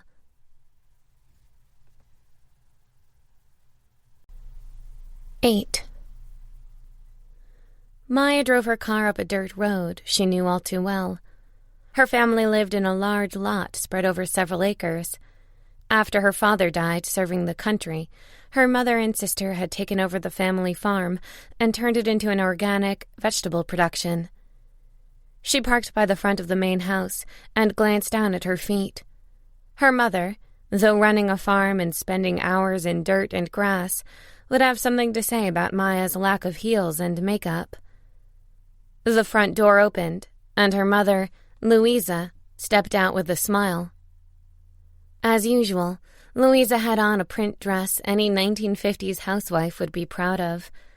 Pressed to perfection, she looked ready for a house and garden photo shoot. "Maya, hiya, how are you?" Louisa asked. "Hey, Mom, I'm good. What's going on? I got your voicemail and couldn't really understand it." She marched up the driveway to the house. "I wanted to make sure you were available for dinner." "Oh, yes. It just sounded like there was something going on, but I couldn't make it out in the message." She entered the house, taking in the scent of chicken roasting and pie baking. Her mother was in a mood to cook. Then again, when wasn't she? "Good. Linda is at the back getting some tomatoes for the salad." Speaking of salad, Maya's favorite was what her mother called the Russian salad, with beets, potatoes, carrots, and eggs, all diced up and mixed with mayo. "You making any of your Russian salad?" Her mother laughed, entered the kitchen, and pointed at a glass serving bowl full of the stuff. "I know it's your favorite." "Thanks. So what's up with dinner? Why are we getting all this food done?" Louisa grinned and shrugged. "No reason. You know you don't come here often, mi-hija. I love it when you do. Linda misses you." She and her sister were not as close as Maya would have liked. Most of her life was spent with Linda telling her what to do to lose weight. She tried it all, from hours in the gym to unhealthy diets. Her body just didn't give her a break. She was a big girl, and that was that. Along with healthy eating, she did tons of walking, but that didn't seem to make any kind of impact on her weight. She'd grown accustomed to the curves and didn't really think there was anything wrong with her body as it was. Of course, Linda wouldn't see it that way. "Hey, Maya," her sister greeted her, coming in through the kitchen entrance with a bowl full of ripe, red tomatoes. She deposited the bowl in the sink and opened the faucet to clean the tomatoes off. "There's a new body cleanse you should try." Maya took a drink from the iced tea her mother handed her and ignored her sister's words. "How are you doing, Linda? How's Kevin?" Linda's boyfriend, Kevin, was a trainer at the local gym, as well as a realtor nearby. He loved offering his training services to Maya whenever they were in the same room. "He's great," Linda gushed while washing tomatoes. "He's moved up in the company, and we're looking to move in together." Louisa rolled her eyes and shook her head. "I don't think Kevin will ever be ready for commitment, Linda. You need to come to that realization." "Mommy, we've already discussed it. He says he loves me and will start saving for us to get married one day." Linda smiled. "He wants me to have the wedding I've always dreamed of. He's even working out with me so I look perfect for him." Maya frowned. "Excuse me? Did you say perfect for him?" Her mother stopped pouring her own glass of tea and raised her brows at Linda. "Has he actually said he wants you to be perfect for him?" Linda laughed softly. "Well, you know, he's a guy, and he wants to show me off." Excuse me for being dense," Maya said, sitting on a stool on the other side of the breakfast bar area. "But Kevin sounds like an asshole." Linda turned off the faucet, lifted the rinsed bowl of tomatoes out of the sink, and faced Maya. "What do you know? You don't even want to settle down. You're too unhappy with your fat self to stay in a stable relationship." Maya reeled back from the venom in her sister's voice. It was true they didn't get along, but she didn't expect Linda to come out at her like that. "Linda!" Louisa snapped. "We do not make Maya feel bad for her weight. One of these days, she'll be able to try something that will help her lose it all." "Mother!" Maya gasped. "I don't need to try anything. I'm happy the way I am." "No, you're not," Linda spat. "If you were, you would stop living like a hermit and finally find yourself a man to settle down with. Why is it that every relationship you have, guys never stick around? Because they're assholes, and the minute I realize it, I get rid of them. That's why. Linda rolled her eyes and started cutting potatoes. Look, Maya, I think you need to figure yourself out already. You're not getting any younger. So now I'm old? She couldn't believe the nerve of Linda telling her all that. Her mother winced and came around to hug her. You're not old, Cariño. The problem is that you do not seem happy. She tried to tamp down the disappointment she felt from listening to her family say those things. As swiftly as she'd grown angry, she let it go. She wasn't the kind of person to stay upset over anything. She didn't like hanging on to other people's bullshit, but she wasn't going to stay quiet either. I've learned a lot. Some things you guys don't seem to get. I don't need to be skinny to be happy, Maya stated. Some men appreciate that not every woman will be super slim and able to bend herself into a pretzel for sex. Her mother frowned. Who the hell would want to do that? She stared at her sister pointedly. Linda. She likes twisting into positions so strange they make my body hurt just hearing her describe it. Linda laughed. It's flexibility, hermana. Hey, whatever tickles your cheese. She helped her mother set the table and noticed there was a fourth setting. Mom, who else is coming to dinner? Louisa turned away and continued placing the food on the dining room table. We were just expecting a friend, but aren't sure if he'll turn up. They just sat down to eat when someone knocked on the door. I'll get it. Louisa jumped to her feet. A few moments later, Maya put her fork down and frowned at the voice she heard speaking to her mother. Thanks for inviting me tonight, Louisa, Bud said. Maya pushed her plate away and stood as they entered into the dining room. What the hell are you doing here? Louisa frowned. He's here for you, Niña. He's been calling me non-stop, asking to come over when you're here. What are you doing here, Bud? Maya snapped. Maya, let me explain. Maya shook her head. Save it, Bud. I don't know why you're here, but there's nothing here for you. Geez, Maya, let the guy talk, Linda said. Shut up, Linda. Maya glared at her sister, her temper rising with every breath, her cheeks heating from annoyance. You honestly thought that because I was a big girl who lived a quiet life, I had to settle for anything you gave me. Maya. Bud. She grabbed her handbag from the sofa and pushed past him. Enjoy the food. It's really good. But stop this. There's no chance for me and you. None. She marched out of the house and got into her car, ignoring her mother and sister's calls at her back. Fuck that. The last time she'd listened to Bud, he'd kicked her emotions with his words. She wasn't giving him another chance.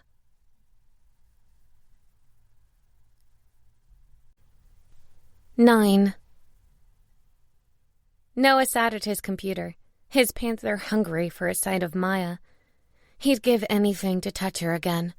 Fucking hell, he had problems. He'd been with her one night, and she'd crawled under his skin, pushing emotions he tried never to deal with to the surface. His gaze strayed to her shades. She still wasn't home. He needed to focus on his work and stop staring at her apartment like a love-struck idiot. The light in her apartment turned on, and objects were flying. He shot to his feet, wondering what could have upset her to the point she was throwing things. He shouldn't feel so tempted to go calm her, but the Panther urged him to go to her, to make it all better. Before he had a chance to rethink things, he was knocking at her door. He heard her growl, and she jerked the door open. She blinked, huffing and puffing out angry breaths. Her face flushed with color. Hi. Are you okay? Yes. She pasted a smile on her lips that didn't reach her eyes. I thought you had work to do. He nodded and moved forward, pushing his way into her house. He glanced around and found the notebook she'd thrown against the wall. He marched to them and picked them up off the floor, turning to hand them back to her. These must have been terrible to you, for them to get thrown across the room. She frowned, glancing at her closed blinds, and then back at him. How do you know? You know what? Never mind. Listen, I'm not really in the mood for company right now. The hurt in her voice stabbed his gut. I can help. Just talk to me. She shook her head and glanced upward, letting out her breath slowly. You can't make stupid people smart. He took another step toward her, and she took one back. I can't make stupid people smart, but maybe getting a panther loose on them could be entertaining. She lifted her lips into a soft smile that tugged at his heart. I'll keep that in mind. He stopped by the door, not leaving, but not making moves to get near her. Got any vodka? She widened her eyes and smiled. Yes, I do. Have a seat. I'll make you my famous coconut mojitos. He didn't know what the hell a coconut mojito was, but her disposition had gone from angry and hurt to excited in a heartbeat. She rushed off to the kitchen and pulled out a blender and started rummaging through her fridge. Come sit by the kitchen. You can talk to me while I make us drinks. He glanced down at his heart-on. He'd need to figure out how to make it go away. It appeared this was going to be one of those nights the female wanted to talk. He'd read about it. Apparently they liked to speak out their frustrations. Noah liked to run as a panther and hunt to get rid of frustration. Or when it came to the worries in the form of too many thoughts of Maya, he had to take cold showers. Masturbation only went so far. He sat across the kitchen counter and watched her take out a plastic bowl with shaved coconut. Then she took out a plastic bag with mint leaves and coconut milk. To his surprise, there was a bottle of vodka big enough to worry him on her counter. How often do you make these mojitos? She glanced up from her work with a grin. That's a big bottle of vodka, huh?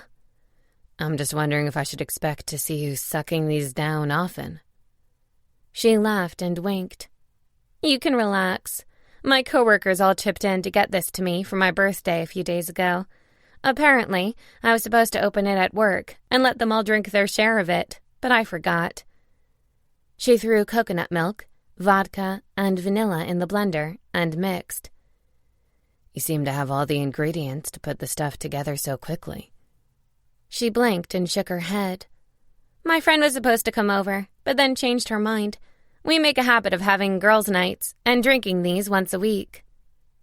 He already knew that. Not because he was stalking her through her window or anything. Okay, maybe because of that.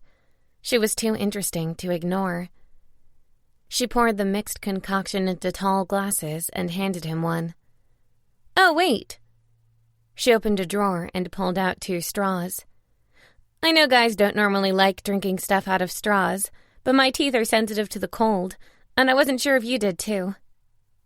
He shoved the straw into his cup. There you go. Drink and let me know what you think. He took a sip, wondering what the hell he was getting into, and how he would politely tell her he loved it if he didn't. Thankfully, it didn't come down to that. The combination of vodka, coconut, and milk created a smooth texture that went down great. This is really good. She laughed and picked up her own glass. I can tell. You already downed most of it in a single sip. He glanced down at the glass, and sure enough, there was about an inch of the drink left after only 1 gulp.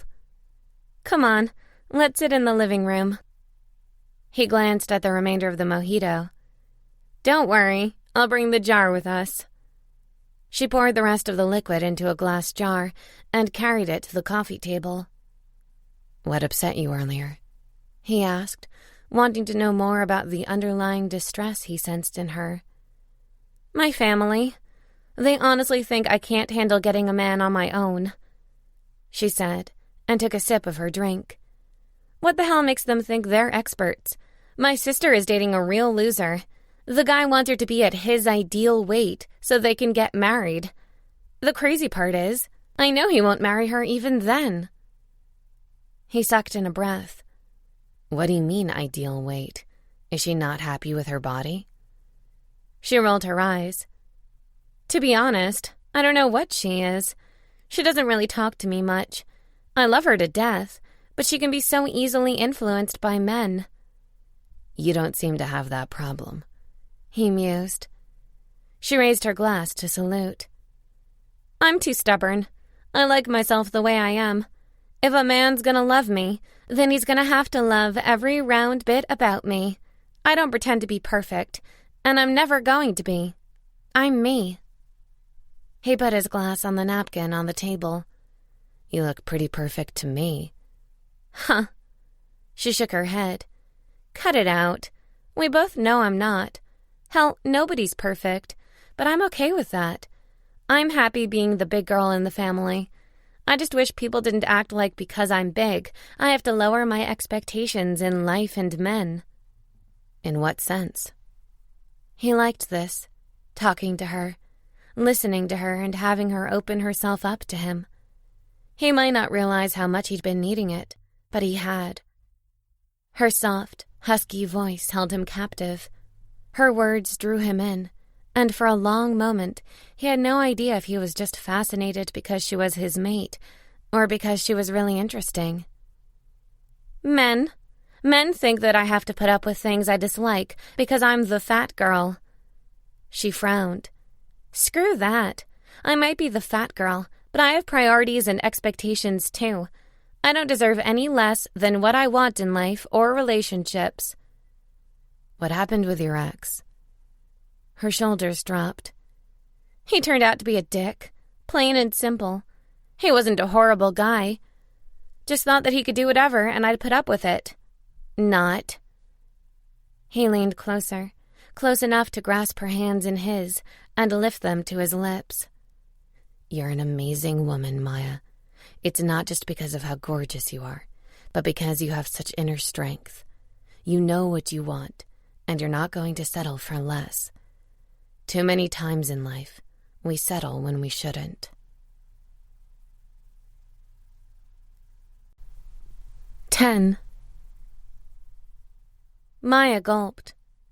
The vodka in her drink made her babble. She tended to talk too much when she was nervous or tipsy. One drink definitely did it for her. Thanks. Why did you come over? He put her hand down gently, his finger grazing the pulse at her wrists, making her heart trip. I just wanted to see you. I sensed you were back, and I wanted to talk. She raised her brows in surprise. Just talk? A slow, hungry grin spread over his lips. Just talk. Whatever happens from here on is your choice, beautiful. I don't want you to ever feel like I'm pushing you into anything. Well, fuck. She'd been counting on him pressuring her for more amazing sex. It definitely helped her get over all the stressing about Bud and her family. I appreciate that. Her cell phone buzzed. She glanced around, trying to find it. It was on the floor. Not that she remembered how it got there. She picked it up and stared at the screen. I miss you. Come back to me. Taking a slow, deep breath, she pressed the side of the phone and turned the device off. She was starting to hate electronics. She raised her head to face Noah. Sometimes people don't get that no means no. He nodded. This is true. She licked her bottom lip and sauntered over to him. Desire flowered to life in her chest. He must have seen something in her face because he stood and met her halfway. Passion thickened in the room. She raised a shaky hand up to his face, tracing the line of his jaw with her finger. I don't like mistakes. I don't either. She continued rubbing her finger lightly down the spikes of his beard to his neck. I prefer to make decisions I can live with. He said nothing. The animal lit golden in his eyes. Knowing that he was ready to do magical things to her only served to heighten her arousal. Kiss me. There was no taking a breath, no waiting for a response. It was pure animal hunger that drove him. He swept his tongue over her lips before pressing his mouth harshly over hers. There was no sweetness there, only the basic need for more dominated them both. She gripped his shirt in her hands, holding tight to the material and wishing she could make it disappear. Her heart pounded hard in her ears, and she struggled to get air into her lungs. Need exploded at her core. The taste of him did something she'd never experienced before. It created a thirst for more that intensified with each caress. He cupped her face in his hands, not letting go, holding her still. His to take, his to touch. She moaned into the kiss. The raging hormones inside her pushed and pulled to get their way. She wanted him, wanted more than a kiss. No matter how amazing that kiss was, she'd still want more. More of him. More of them. She pushed forward until he was back on the sofa. She met his gaze. There, the animal shone bright. He wanted more than that kiss, too. She dropped down to her knees between his legs. His eyes appeared to go darker with desire. "Maya," he breathed, his chest rising and falling as if he couldn't get enough oxygen either. She lifted her lips in a smile and raked her nails down his abs, over his shirt. Lord, he was sexy. He had a lean build that spoke of power, agility. The cat inside him was stealthy and deadly. Knowing that only made her want him more. She glided her hands down, loving the soft tremble of his abs. There was no hesitation, only need. Pure lust ran rampant in her blood. Her visions went hazy, and all she saw was him, his eyes, that glowing desire for her. A desire she'd never seen in any other man, and one she might never see again. It didn't matter, because seeing it on this man meant the world to her. He was the one she wanted. She unbuttoned his fly, her smile widening at the low hiss he let out. He grabbed her wrist, stopping her the moment her fingers started to lower his zipper. "Do you know what you're doing?" Nerves flew out of her body and were replaced with a seductive drive. "Yes, I'm doing what I want." He released her hand and gripped the purple cushions at his sides. "If this is what you want, then do it. I'm all yours." The zipper now lowered. She slid her hand down to squeeze his legs over his jeans. Mother of all things sexy. He had such muscular legs. It shouldn't surprise her. He had a panther inside him. The animal loved to run. But it was the way he held himself tense, almost afraid to move as she touched him. She curled her hands on the denim and motioned for him to lift his ass. The jeans came down to his knees in a swift yank. She didn't stop staring into his eyes, watching his reaction. With his legs now bare, she pushed the denim farther until it pooled at his feet. She crawled her fingers up his legs, enjoying the warmth of his flesh and the hairs on his thighs. Her gaze finally left his face to get a good look at his cock. Have mercy. He was much bigger than she remembered. His cock stood hard, proud and waiting. His body trembled with tension. She lowered her face to his shaft, circling the head with her tongue and picking up the bead of liquid at the top of it. It was salty, earthy. The taste of him sank deep into her, opening up a door to a desire she had already pushed back the last time he'd come into her place. "Ah, babe, your mouth is going to kill me," he groaned, squeezing the cushions hard enough to tear through them. She curled a hand around his dick, sliding it up and enjoying how hot and hard he felt. He was smooth as velvet and warm. She didn't want to stop caressing his penis. She circled and glanced down at his cock, watching the vein on the underside thicken with blood. Pure lust pushed her to move down and lick her way up the vein. Once she got to the top, she engulfed his length with her mouth, taking him deep.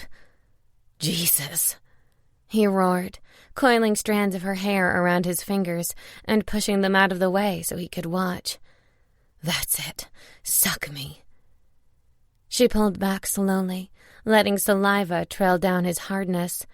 She sucked him back into her mouth, the taste of him building, filling her senses. She sucked him hard with her mouth and fondled his balls with one hand. His deep rumble sounded like a combination of a purr and groan. It was beyond erotic. Listening to him do that, showing her how much she was in control, pushed her need to the stratosphere.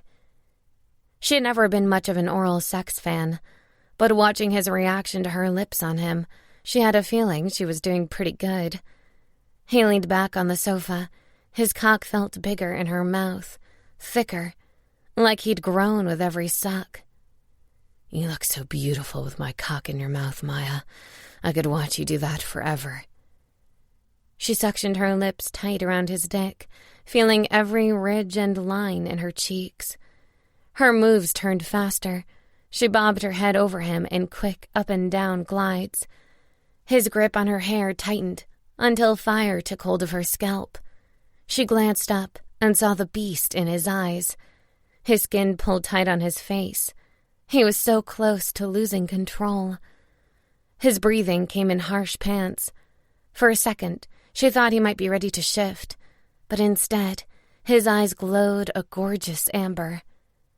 Stop, he rumbled. She let him out of her mouth slowly, enjoying how hot and hard he was. Her spit dribbled down his dick and her chin. That, he said, staring at the saliva on his cock, is fucking sexy as hell. He grabbed his cock and pumped himself, making it grow even bigger. Take those clothes off. I want you naked. She stood up, stripping out of her top and shorts and watching his eyes burn her body with need. Like what you see? He licked his lips, his gaze moving from her tits to her pussy and then her eyes. Let me show you. He grabbed her hand and pulled her onto his lap. She straddled him, her slick pussy folds gliding open for penetration. With each knee to either side of his legs, she pressed down, impaling herself on his cock. Ah! She bit her lip, gasping back a second moan rolling up her throat. He cupped her breasts, sucking on one of her nipples. Desire rocked through her. He laved her flesh with kisses, nips, and sucks. Every suck, coupled with a groan from him, made goosebumps break over her arms. She pushed forward and then pressed back down, rocking in tiny waves on his dick. Ugh, sweetheart, you feel so fucking perfect, so tight around my cock. He slid his hands down and around her waist to grab her large ass cheeks and squeeze them apart. As she moved, he guided her to rock harder on him, faster, pushing himself deeper. It went that way, with her rocking back and forth on him, pressing down with each slide, and him licking and sucking on her chest, up to her neck, and finally to her lips. His gaze bore into hers. You are by far the sexiest creature I've ever seen. She had to smile at that. He said it as if she were some kind of goddess. That's how he made her feel, like she was a wonder. She slid her hands up, cupped her face, and pressed her lips together at the same time she did a double dip down and up on his cock. Up, down, wiggle and repeat. Her muscles tensed, and soon she was holding on by a thread. Her body screamed for the chance to have its release. He nibbled on her jaw, sucking his way to her earlobe. You're so tight, so fucking hot and tight. I can't get over how much I love your body. You're crazy. His grip on her ass became almost painful. Yes, I am. For you. For your curves and how good being inside you feels. That was it. She couldn't control her body a second longer. The tension inside her snapped, sending her flying. She pushed down on him, her body trembling with the force of her orgasm. He held her hips hard, grunting at her chest. Then a low groan that sounded a lot like a purr rumbled in his chest. He stiffened beneath her, his cock growing hotter inside. She swore he branded her as he spurted his release into her channel. For long, breathless moments, they stayed there, panting and gasping, his cock still deep inside her, pulsing every few seconds to shoot another squirt of cum into her. "My God!" She cleared her throat and glanced down at his face. "That was fucking amazing." She couldn't have said it better herself. "I need to..." "Stay right where you are. I'm not done with you." "Well, okay then."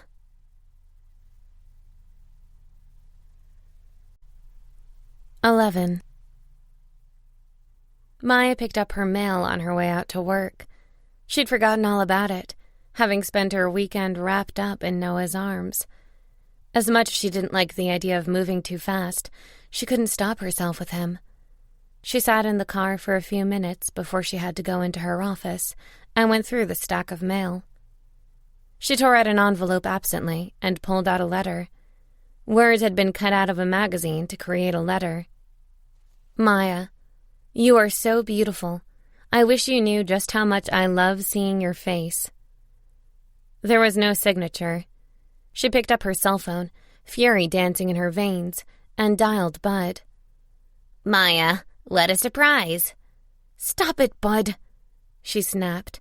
"I told you there was not going to be anything else between us. Why do you continue sending me shit?" "I have no idea what you're talking about."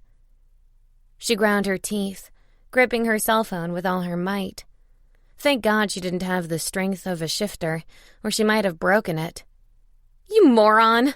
Your return address is on the envelope." Silence. Then, no line. He'd hung up on her. She might have laughed if she weren't so sick and tired of his stupid stalking. It was so ironic that in the time they'd been together, he had made it clear she had to settle for whatever he was willing to give her. Now that she was no longer interested, all of a sudden he found himself unable to live without her. What a freaking joke. She slipped out of her car and slammed her door shut with more force than necessary, the metal booming loudly. She turned to face her office building when her cell phone beeped. She might need to get a new line. Glancing down at the screen, she noticed it was Jerry Wilder. She'd been messaging, wanting to meet up for lunch with Maya. It was just that Maya had been so busy with Noah that she'd ignored everyone for the weekend, including her mother's invitation to a family dinner. She stopped and messaged Jerry, promising to meet with her after work. Another buzz showed Jerry sending Maya her home address for her to come visit. Knock. Knock. Knock. Jerry grinned at the fresh-baked cookies and pulled the apron off her waist. The frilly black apron had been a gift from her friend Tarasia. Tarasia was a tatted former client in her 40s that had met the love of her life thanks to Jerry. She was Jerry's first attempt at matchmaking. "Coming," she said, striding to the door. She already knew it was Maya. She scented her long before Maya knocked on the door. She pulled the heavy wooden door open and let her satisfaction show in her face. Maya's bright smile spoke volumes. "Hello, dear," Jerry said, pulling Maya in for a hug. "Hi, Jerry." She led Maya inside and ushered her toward the living room. "Please come join me for some tea and cookies." "I wasn't really hungry," Maya mumbled, but stared at the large plate of chocolate chip cookies, still warm from baking. "I guess I can have one." Jerry bit back a laugh. One. Nobody ever had a single cookie. It was impossible. "So," she said, sitting down and pouring herself a cup of tea. "How are things going with Noah?" Maya sighed, picking up a cookie, placing it on a small plate, then moving the plate onto her lap. Okay. Damn it. Something was wrong. Jerry hated when she thought a couple was perfect for each other and things got in the way. What's wrong? It's not him. It's just that the boyfriend I told you about keeps calling and won't leave me alone. I don't know how to focus on Noah when I'm annoyed with Bud. Oh. Jerry dumped a teaspoon of sugar in her cup and stirred until she didn't see any granules. Have you told Noah? She shook her head. I have to deal with him myself. What kind of person would I be to be asking some new guy to get rid of my ex? A smart one? Jerry asked, her brows rising. Darling, Noah is a shifter, a strong one at that. He is used to getting rid of problems for people. What does that mean? Jerry waved the spoon in the air. It means he used to be an enforcer to my nephew's pack a while back. Wait, didn't you say you come from wolves? Yes. So you had a panther as an enforcer to a wolf pack? She asked, sounding confused.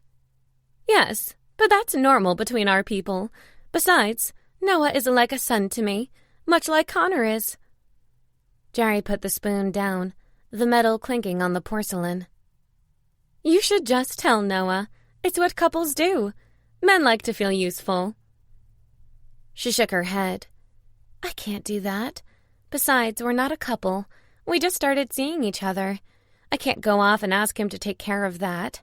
And Bud is an idiot. He's not smart enough to do anything dangerous to me. It's just annoying.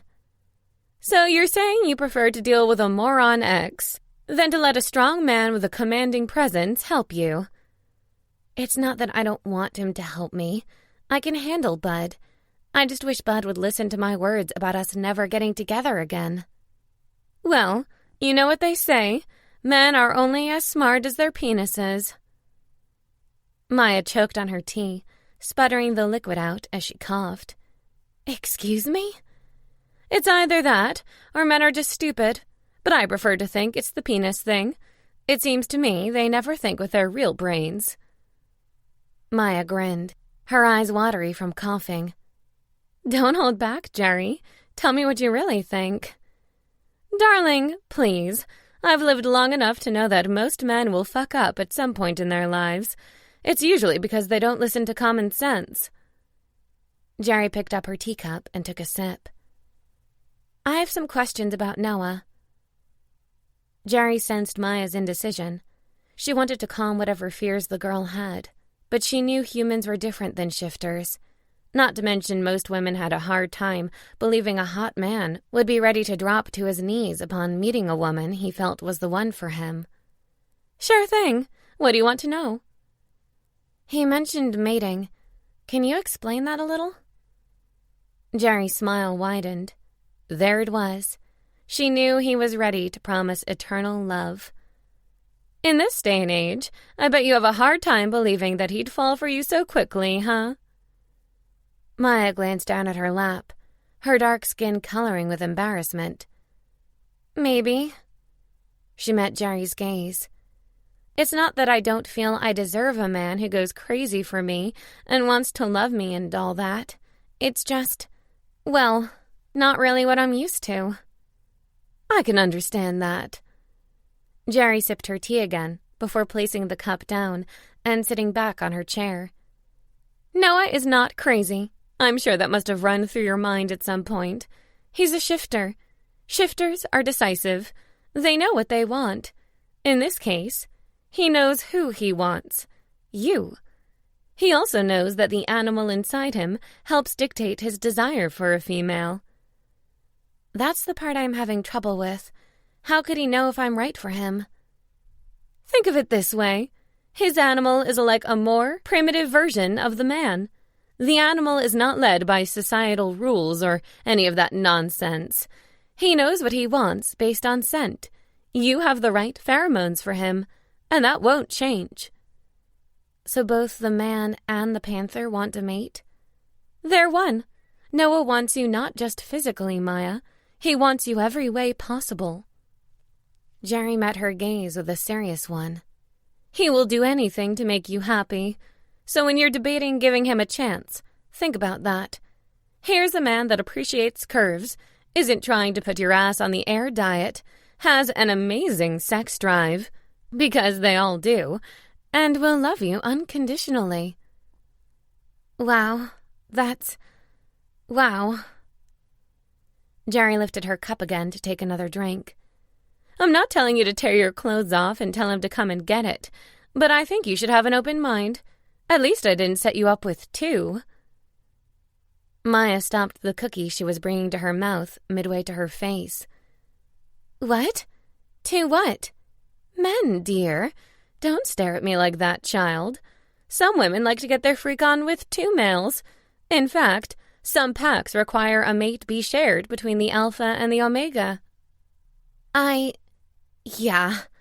Okay, so back to my petty problems with a single one of them. Noah is a lot more than I ever thought I'd find after my bad luck with men. I'm happy, but nervous this is going to blow up in my face somehow. Jerry nodded. I understand.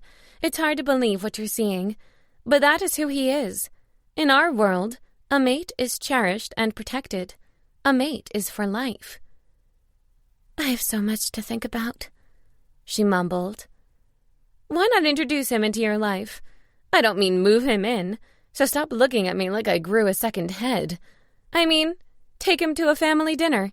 That could be the beginning of a way to see him around your people. Maya snorted. My people? Let me tell you something. My family is as dysfunctional as you get. Jerry sighed. Noah didn't grow up with a normal family. He had me and my husband, but he always held back. He wasn't a talkative kid. He knew he'd been abandoned and held his emotions in. I ached for him a lot. I wanted him to open up to me, but he never did. Maybe now he can open up to you.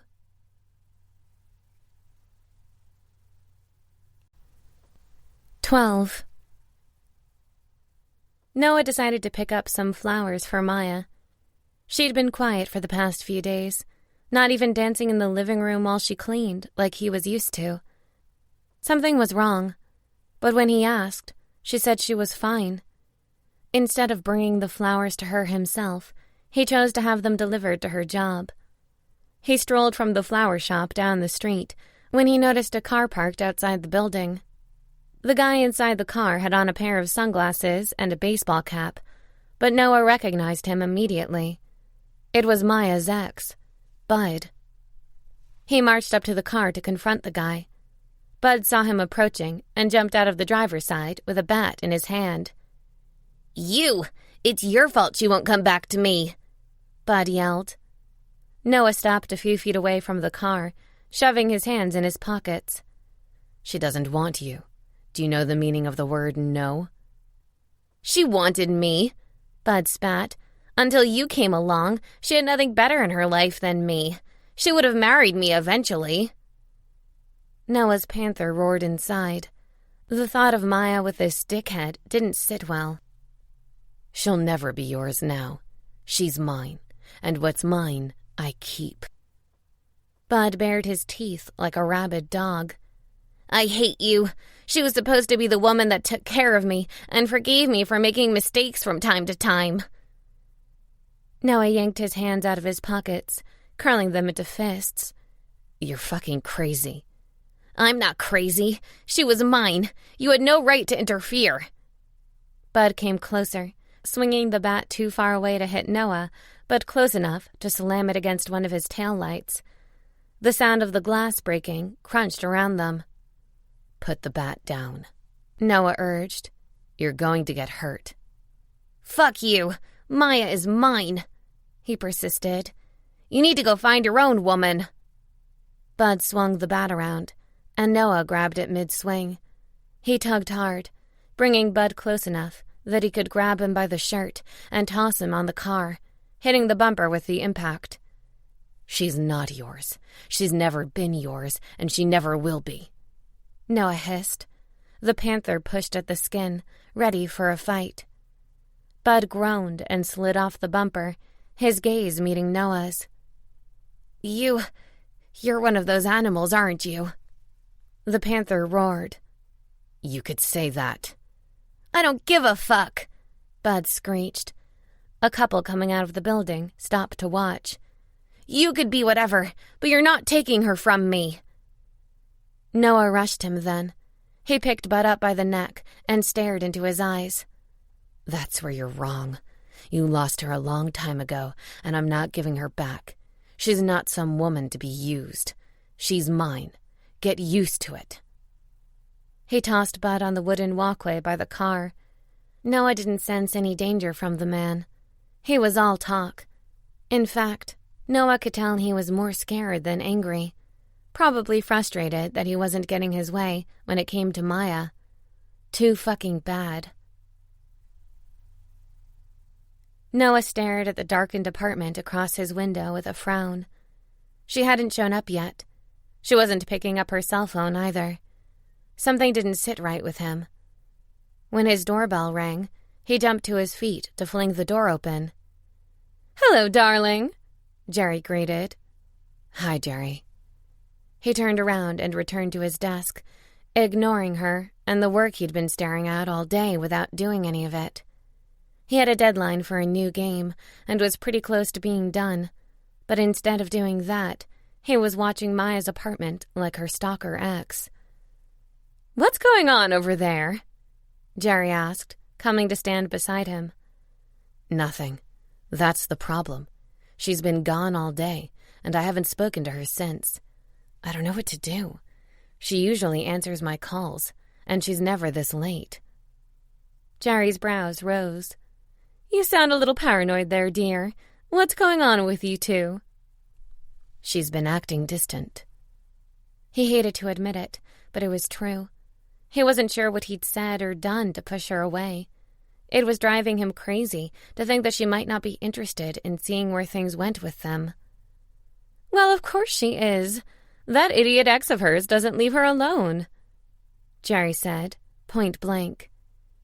He turned to face Jerry, his attention going from the window to the woman who raised him. "What does he have to do with anything? I haven't seen him around here." Jerry rolled her eyes. "I was right. Men don't use their brains. Darling, he's been harassing her via her cell phone and every way possible. She's annoyed by it, because she'd prefer to see where things are going with you." Fucking hell. That was not what he wanted to hear. "She's pushing me away because of her ex?" Jerry shrugged. "Maybe, maybe not. Ask her. Would it kill you people to communicate once in a while?" She inhaled and let it out slowly. "It's like talking to toddlers." "What else did she say?" he asked with interest. "What are we, in high school?" "She asked about you and being a shifter and mating.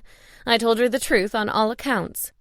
Now stop stressing, and when she gets home, draw the woman a warm bath. She'll probably be exhausted." "Why are you here?" he asked, suddenly realizing she hadn't called like she normally did. "So you finally noticed, huh? I came by to bring you some cookies. I wanted to drop some off for Maya, but since she's not home, I'll leave them here with you." Thunder boomed outside the window, and a quick peek showed the rain coming down in thick sheets. "I'm going to go before it gets worse. My driver is waiting, and I hate to leave the poor guy sitting there." He walked her to the door. "Isn't he used to you doing that?" She nodded and turned to face him at the door. "Yes, but that doesn't mean it isn't rude. Now give me a kiss, and remember what I said. Let the girl breathe." He kissed Jerry on the forehead and watched her go. Restlessness took hold of him. The panther wanted out. The sound of the rain drew him to the outdoors. His panther wanted to shift and run. It was one of the things he loved to do on a dark, stormy night. He ran down the stairs, all the way to the lobby, before passing security. The guys waved at him, used to him running out barefoot when he needed to let the panther roam. Rain flowed from the sky in warm droplets that soaked him in seconds. He ran across the street to the woods. He ran as a human at first, until he found a spot to take off his clothes and shift. The panther pushed at his skin. Bones popped, and dark fur coated his body. He dropped down to all fours and ran. He took off into the woods, unsure where he was going, but letting the panther lead. This was the animal's chance to control things. Like everything in nature, living as a shifter was about balance. He had to give the panther space to breathe, and the animal would follow his control. It took a few minutes before he realized he was running down a path that led to Maya's workplace. He should have known his restlessness wouldn't settle from a simple run. Tension flowed through him, pushing the panther. His paws sank into the earth as he ran.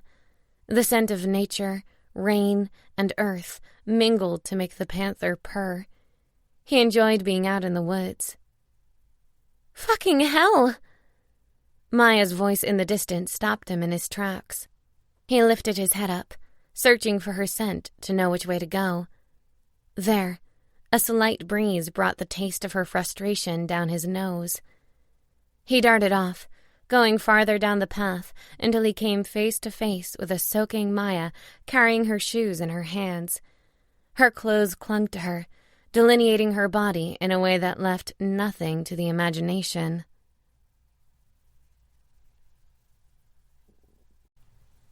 13. Maya blinked through the pouring rain at the giant black cat that suddenly showed up out of nowhere. Her heart hammered hard in her chest, almost tripping from fear. Nice kitty," she said softly. She was dead. Big dead. The panther opened his jaw wide, his golden eyes gleaming in the darkness. Yeah, dead. There'd be no coming out of that one for her. The rain poured harder. Thunder and lightning shook the earth and made her tremble. She glanced over her shoulder, but she could barely make out the path. Should she run for it? A loud growl sounded from the panther. Fuck this shit. She took off into the woods, running for dear life. Branches poked and prodded, slapping her arms and face as she went. She gasped, trying not to fall on her ass in the slippery mud, but it was almost impossible. Her foot slipped on a rock, and she went down. She landed on her back, the rain falling hard on her soaked body. The panther came around her. She stayed motionless, hoping he couldn't see her if she did. Then she sighed, like the animal couldn't see or smell her.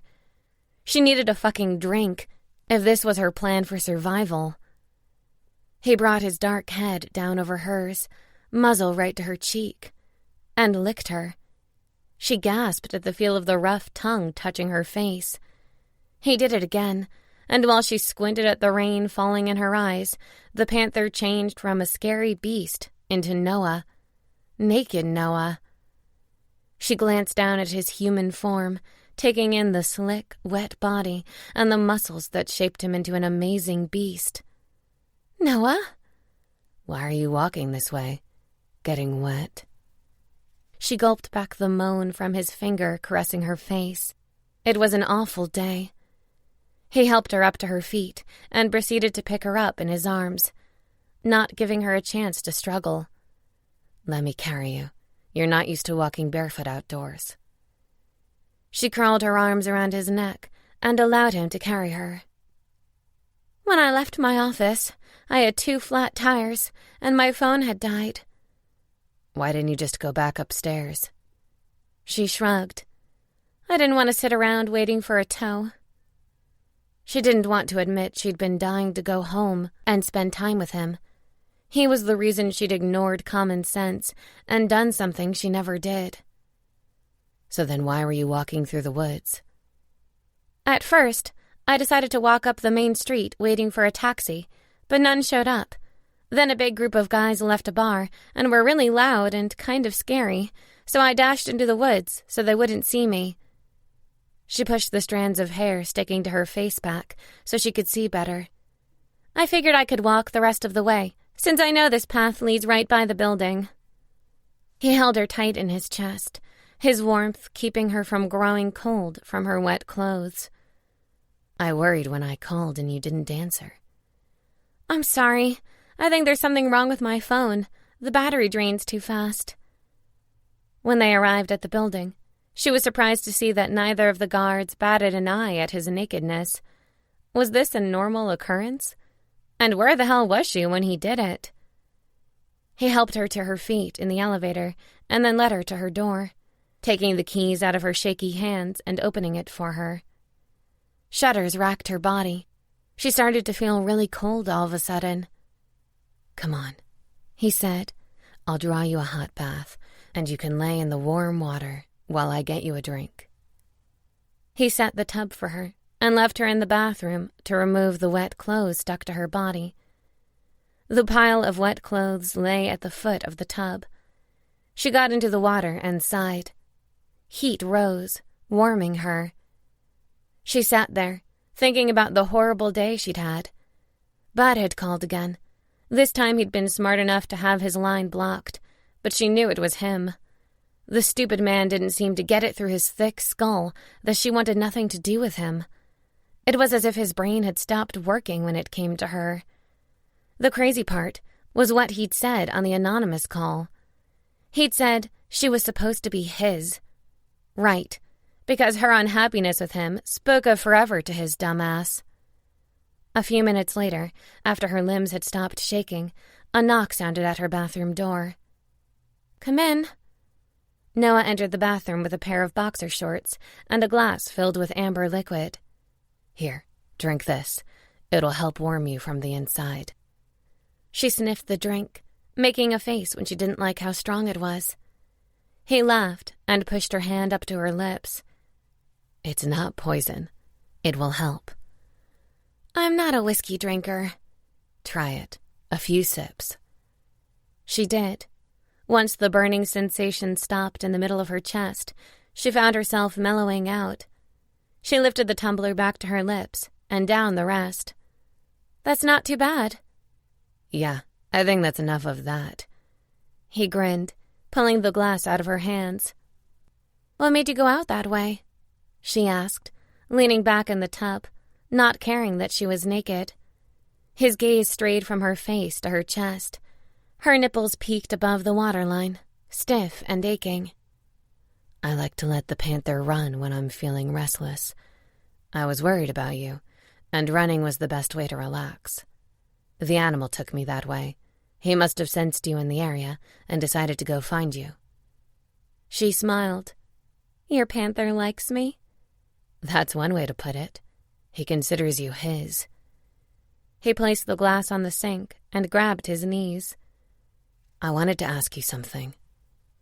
She bit her lip, wondering what in the world he could have to say to her. "Okay." "I have this event coming up. It's to reveal a new game I designed. It's special. I'd like to ask if you could possibly attend with me, as my guest." She tried to push down the instant joy bubbling in her chest. "I'd love to. Is this something you worked on recently?" He shook his head. "I met a boy not long ago, and he inspired the game. I wanted to do something special for him." Wow, he was such a nice guy, creating a game based on a kid he'd met. "I'd be honored to attend as your guest. There's something I wanted to ask you," she said with a smile. "I have a family dinner to attend this weekend. Would you like to come with me?" She realized a family dinner was a big commitment, but decided to ask him anyway. It wasn't like she had a normal family. She worried that he would realize there was more than a little wrong with the other members of her family and decide it was too much crazy to handle. "Yes, I'll go with you, if that's what you want." His lips lifted into a ghost of a smile. "Thank you." He glanced back at her chest and then looked away. "I'm going to go. I'm happy you're safe now, and I know you're going to need rest." She wanted him to stay and talk to her some more, touch her, make love to her. Love? Wait a second. "Yes, okay. You have a good night." He nodded and shut the bathroom door on his way out. What the hell?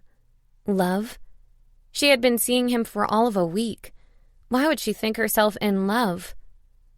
Because you are. Dear God, she was in trouble.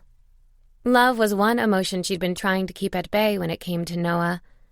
She learned with every other ex, including Bud, that talking about love only turned things to shit if a man wasn't ready. Her heart flipped at the reminder of Noah holding her in his arms, carrying her through the rain so she wouldn't hurt her feet. Trying to push that out of the emotional side of her brain was impossible. Noah's smile made her belly feel all kinds of warm and squishy. She couldn't lie to herself. She was falling for him. Hard. That didn't mean she had to tell him. The time they spent together helped her see he was the kind of man that would offer her his all, the kind of man she'd always wanted but had never found. Until now. The thought that she was finally with the right man both excited and scared her. She wanted him to be in love with her, too.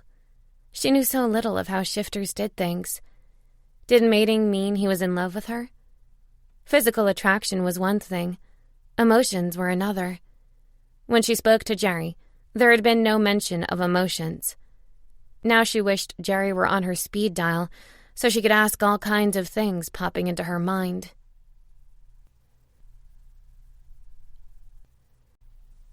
"14. Maya sucked her bottom lip into her mouth, a bad habit she'd yet to break. She was nervous, and there was no way to stop it. The number of people in the ballroom was staggering. Media and big names from the video gaming industry were all dressed to the nines. She glanced up to Noah's serious face and smiled. "You look so happy to be here," she joked. "I hate crowds," he said, guiding her toward an opening between the people and a man standing by the stage. "Noah!" The short, bald man slapped a hand to his chest. "I swear to God, if you do that shit to me again, I'll stop being your agent. What's wrong with you? Telling me you weren't coming?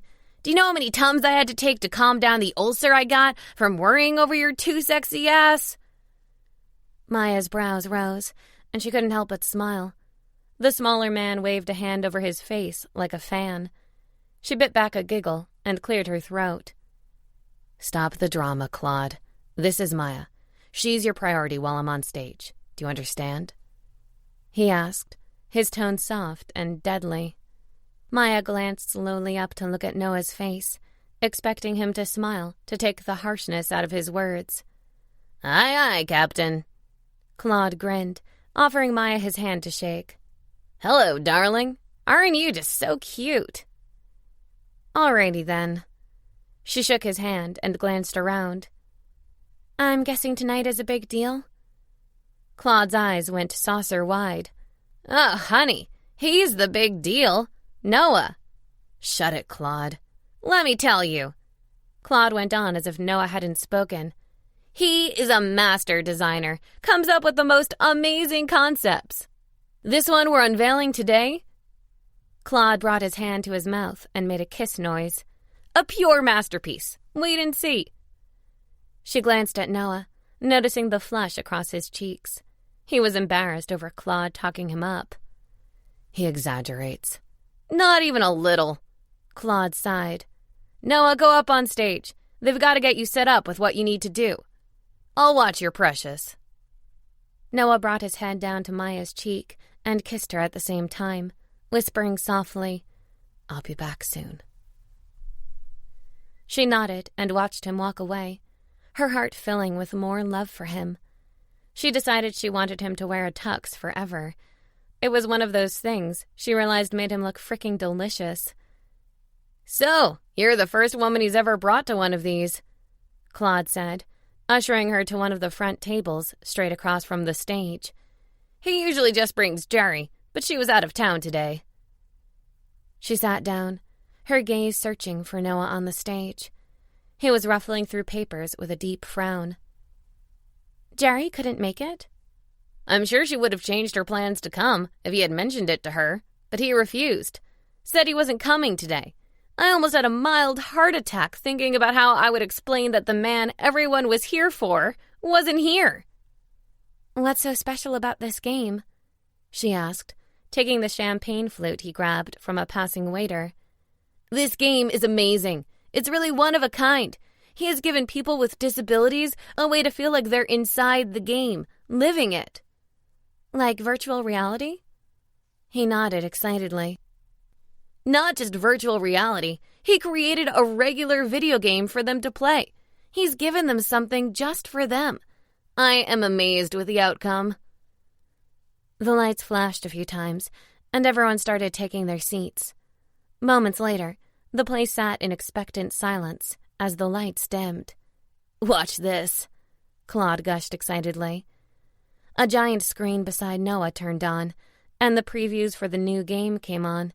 At first, since it was a first-person game, she couldn't tell much, and it was hard to get a grasp of what was happening. But pretty soon it became evident. The video turned into a split screen, showing the game being played by a boy in a wheelchair. She gasped. The teenager handled the main character in the game through motion sensors and a headpiece that appeared to transmit his thoughts into motions and action. The video changed to show the same boy using a regular controller to play the game with his hands. The video feed stopped, and a light shone at the podium. The crowd stood, clapping excitedly for Noah. He gave a brief smile. His gaze scanned the crowd until he found Maya. Then his smile turned wider, and her heart melted for him. Thank you for coming this evening. I only have a few things I want to say. I met Josh Lewis a year ago. In the time I've known him, he's taught me that your choices determine the kind of person you are. Josh inspired this new gaming system. He is Forsaken Warrior. A second round of applause, much louder, and with some whistles thrown in, shook the room. Thank you for being here to debut Forsaken Warrior, and thank you for spreading the word about it. And now, I'd like to introduce to you all Josh Lewis. The boy in the video rolled onto the stage in his wheelchair. He stopped next to Noah and smiled at him, his face bright with excitement. They left the stage to applause and cheers. She had no idea this kind of stuff happened with video games, but she was so proud and happy for him.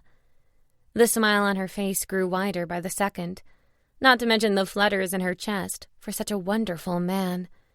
He'd gone and done something no other human she knew ever had. He'd focused on someone besides himself. When he returned to the table, she threw her arms around him and kissed him. Damn, Noah, I'm supposed to be the one the chicks go crazy for, dude, said Josh. I hope she's got a sister. Maya pressed a second kiss on Noah's lips and pulled back, her laughter untamable.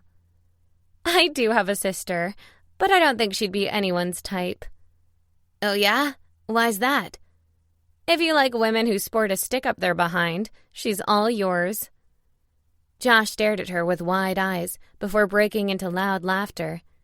Dude, your girl is hilarious. Noah smiled at her. She's amazing. Her chest constricted from happiness. Goodness, she loved this man more than she could have imagined. He was kind, sweet, and caring. If that wasn't enough, he was genuine in his concern for others, and he was fucking amazing in bed.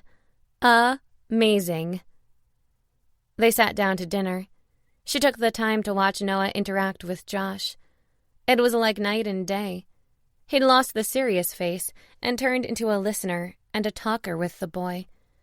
He encouraged the kid to create his own games and said he'd happily help Josh market them. Claude is really good at getting people to buy my stuff.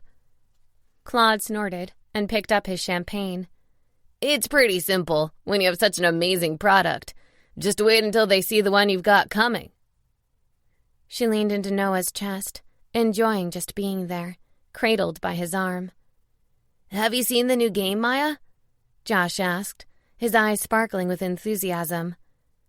I haven't. What's it about? Oh, it is amazing, Josh gushed. It's called Shifter Warrior. She nodded, glancing at Noah from the corner of her eye.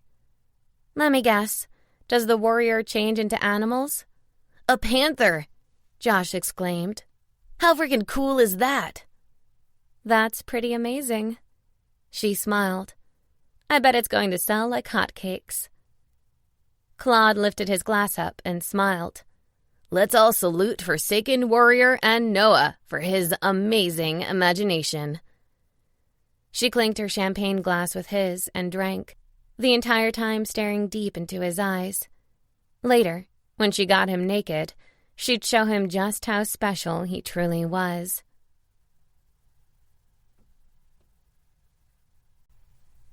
"15. Noah waved goodbye to Claude and Josh as he got into the limo with Maya. He was glad she'd had a good time. Plus, he'd felt good having her by his side during this launch. Usually, he didn't care so much, but this game and system had been targeted toward people with disabilities. It was a risk he'd taken to develop something new. "How did you meet Josh?" Maya asked, leaning into his side and laying her head on his shoulder. "I signed up to be a mentor at the local hospital." She glanced up at him, her eyes filled with awe and admiration. "Really? That's amazing. You are such an incredible man." He barked a laugh. "I'm not special. I wanted to give someone else the hope Jerry and her husband gave me when I didn't have it." "So you met Josh at the hospital?" "Yeah. He'd been in a car accident. His older brother had been driving, and he died on impact. Josh survived, but has problems walking. He'll need more surgery, but it's not a guarantee." He let out a breath and pulled her closer into his arms. She pressed her curves into his side. He loved it, loved having her near him, filling his lungs with her scent. Even his Panther relaxed, knowing she was fine and with him. "That's so sad." His parents were at a loss. They didn't know how to reach him. He had withdrawn. His brother was his best friend, so they signed him up to be mentored, hoping that in time he'd find happiness in life again. "I can see you've done miracles." She kissed his chin and laid her head on his shoulder again. "No, all I did was talk to him. Sometimes parents are too caught up in their own problems and issues that they don't listen to their kids. Josh only wanted to be heard. He wanted to grieve for his brother, but his parents were being reminded of their lost son. It created a cold void between them and Josh." "Are they doing any better now?" She glanced up at his face again, her eyes filled with worry and unease. "Yes. Once I spoke to them, and he was allowed to do something in his brother's memory, things got better for the family." A joyful smile spread over her lips. "I told you, you are a miracle worker." "No way, babe. I just listen. I'm good at that." Right now, her body told him she was relaxed and happy, exactly how he wanted her to be. He'd seen her stressed out and distant, and was glad she wasn't pushing him away any longer. It was time to meet her family. Noah didn't usually give a shit what anyone thought of him, but this was Maya. He wanted those she loved to get along with him. He'd do his best to make a good impression. Their drive out to the farm was quiet. He could tell she was tense. He didn't know if it was because she was nervous over him meeting them, or them meeting him. "My family is weird," she blurted out. He turned to face her. She gripped the steering wheel so hard, her knuckles had turned white. "Families usually are." Not that he had much experience with them, since he had been abandoned by his own and kept to himself, even when Jerry tried to pull him out of his shell. Not that it was new. Panthers were solitary creatures. Unless he was around Maya, he didn't really like being around people. She was different. She calmed the restlessness inside him. "Not like mine. My mother and sisters are not like normal people. One of my sisters I barely see since she got married as a teenager. She lives in another state, but her son emails and messages me a lot." "Is that the nephew that likes video games?" She nodded, a smile softening her features. "He loves them. He's come to visit me a few times. I have seen more of him in the past 10 years than I have his mother." Ouch. That didn't sound like a nice sibling relationship. "And your other sister?" "She's the one who has a boyfriend that swears she needs to look how he wants. And mother? That's another story. She thinks I'm unhappy with my body, and that's why I won't commit to a man." "That's not the case, is it?" He knew it wasn't.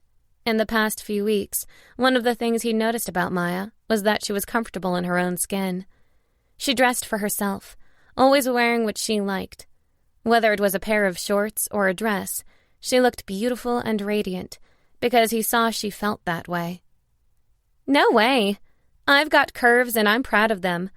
Besides, my body has nothing to do with the fact that I hadn't found a man worth my time. It seems... She gave him a side-eyed glance with a grin. My luck has changed. He noticed she said, hadn't found a man, which made him wonder if she finally saw him in a new light, a long-term commitment light. They got to the farm when the sun started to drop in the sky. A chill from the wind swooshed around them as they left the car. She came around and grabbed his hand, her gaze filled with insecurity. Whatever they tell you, just know they don't know me like they think they do.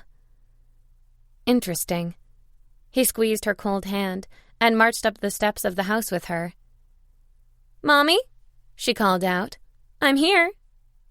An older woman, with short, curly hair and mocha skin, darker than Maya's, strolled out of the kitchen, wiping her hands with a towel. Hi, Mi'iha. The woman smiled at Maya and then at Noah with unfeigned interest. Hello. Ma, this is Noah. Noah, this is my mother, Louisa. Hello, he said, offering the woman a hand. Louisa frowned but shook his hand. He noticed a slight coldness entering her eyes. Is this a friend of yours? Louisa asked Maya. Maya glanced up at him and grinned. Noah is an amazing video game designer. You'd be amazed at the stuff he creates. He's got quite an imagination. He noticed she didn't answer the friend question, which made him a bit uneasy. Maybe she hadn't changed her mind about where the relationship was going. Well, hello there. A second woman greeted him from their right. Who is this? Maya's smile slipped off her face, and she sighed. This is Noah. Noah, this is my sister, Linda. Nice to meet you, Linda. He shook her offered hand. Her lips tipped up, a hint of flirtation in her smile. The pleasure is all mine. Maya, come help me in the kitchen, her mother said. Linda will watch Noah for a few minutes. He didn't like how she ordered Maya with that brusque tone, like she was angry at her over something. Let me wash my hands in the ladies' room. I'll be there in a second. Maya turned to Noah. You can sit at the breakfast table in the kitchen if you want to come with us. He nodded, happy she'd given him the option to stay close to her. He didn't like the idea of being too far apart. His Panther certainly didn't like her mother or sister. They were too cold toward Maya. Once she was gone, her mother's pleasant smile dropped. I heard about you, she said, her voice a soft hiss. You're one of those animal people. Is he, Mom? Linda asked, her eyes wide with interest. Yes, I don't want you in my house, Louisa said. Get out. Leave my daughter alone. She has enough of a hard time finding a man without your kind going near her. What kind of reputation do you think she's going to get? Noah's Panther roared. He wanted to argue with the older woman, but he'd known that some humans had reservations and even dislike toward shifters. He couldn't fight that, so he did as she asked and left. He was a few feet from the car when the front door slammed open, and Maya came rushing out. What are you doing, Maya? Her mother yelled at her back. You are unbelievable, Ma. She ran to stand beside Noah, folding her hand over his. This is the first nice man I've met in my entire life, and you try to run him off? Louisa and Linda stood by the entrance to the house, glaring at them. He is an animal. No, Mother, he's not. She squeezed his hand, and he sensed her anger and hurt at her mother's words. He's a shifter. There is a difference. Bud and the assholes I dated before were the animals. He heard the pain in her voice as she spoke. His Panther pushed under the skin, wanting out, but he reined it back. He hated that Maya's own family was making her feel pain, but he knew his interference wasn't needed. You don't know what you're talking about. Linda gave a snort of derision. You still can't figure out what makes you happy. Maya's anger pushed outward and almost blindsided him. I know what I want. To be happy. To be loved for who I am. She took a step toward her family, but stopped. Neither one of you has ever made me feel good about being me. Ever. You think that I should settle for what men want to give me, and not what I deserve. Fuck that. Maya! Louisa gasped. Watch your language. No, I won't be quiet and be made to feel like a loser this time. I have always loved both of you hard. You're my only family. Do you ever wonder why your other daughter never talks to us, Mom? I do. Her mother's features turned tight with fury. Your sister made her bed. Let her lie in it. She made the mistake of running off with some loser when she was a teenager, and I won't tolerate that. I wasn't going to allow her back in my house. No way. That's so sad. She's your daughter. Maya shook her head and glanced at Noah, her eyes filled with pain. I'm sorry you had to see this. You're apologizing to him? Louisa gasped. What about me? I think you're the one who needs to apologize to us, Mom. You disrespected a good man, a man I love, one I'd give anything to spend the rest of my life with. You pushed me away with years of insensitivity. Both of you. I'm sorry I ever brought him. Not because his species offends you, but because your inhumanity offends me. She turned away from them and headed for the passenger side, handing him the keys. You drive. Noah helped her into the car and gave her family a final glare when they continued calling out to Maya. He bared his teeth, showing the fangs, and allowed the Panther to rise to the surface long enough to shut them up. He drove them away from the farm, not saying a word, but quietly enjoying the replay of what she'd said. Not only did she say she loved him, something he hadn't expected, but she wanted to spend the rest of her life with him, and she'd come to his defense. Aside from Jerry, no one had ever done that. Women liked him for his money or his body. Normally, he didn't allow any of them to control his emotions, but this was new. This was different. Maya, with her gorgeous smile and honest eyes, had opened up doors in his heart he hadn't thought existed. For most of his life, he'd been internal about feelings. Lust and need were easy to accept when passion drove the man or the Panther. Love? That was dangerous. Yet, he didn't feel nervous or worried about loving Maya. He felt strangely happy, fulfilled, like he'd been waiting for her his entire life. Now that he had her, he felt complete. I'm sorry, she finally said a few minutes into their drive. I can't believe they were so rude back there. He glanced at her and then back at the road. I'm sorry you were hurt, but what you said, it means a lot to me. She placed a hand on his lap, and he found he had to pull over, or having it there would distract him enough that he might get them into an accident. I was honest. I didn't expect to be shouting my love for you at my family.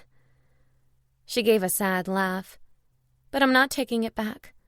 You have taught me that by not settling for Bud or other losers, I finally found someone who was worth my love.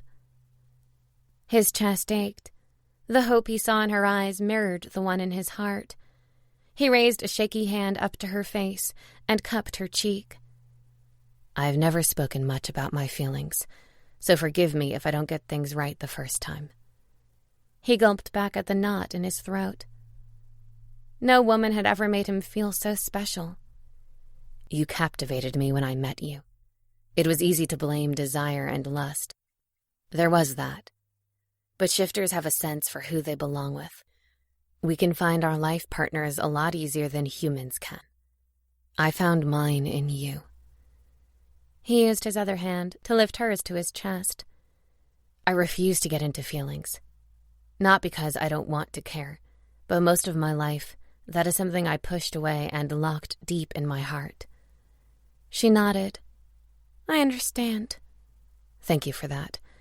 But you broke down those walls, and the emotions I tried to push away have taken over my heart. I love you, Maya. A dazzling smile broke over her lips. Really? He nodded slowly, still coming to terms with it himself. I do. My panther chose you as our mate, but I fell in love with the woman that loves to dance in her underwear when she thinks nobody is watching. Her eyes widened, and her jaw hung open, making him laugh. I was watching. You were so beautiful, so carefree. I loved it.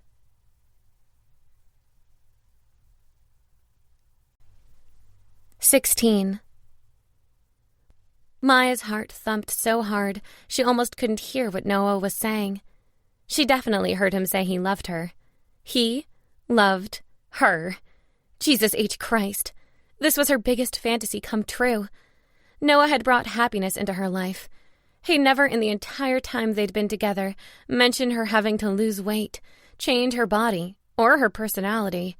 He'd always talked about how much he loved who she was. I love you, Noah. The words tore from her throat and exposed her heart to him. She had never felt this raw and open before. He captured her lips in a kiss, and the fear and anguish over showing emotions disappeared. He kissed her hard, punishing, as if he wanted to brand her lips with his own. There was a new desperation in the way he touched her. She'd swear it was like he couldn't get enough. He pulled back, leaving them both breathless, and held her face in his hands. I love you too, Maya. I love your sexy body. I love your humor and your good heart. She loved his sexy body too. Hell, she loved everything about him. I'm glad you don't want me to change. Never. This is you. I will always want you to be true to yourself. Will you be my mate? I didn't think you chose your mate. I don't. You've been the only one from the moment I saw you. But I'm not going to assume you will accept just because I said that. You mean you'd have lived with my rejection and stayed alone?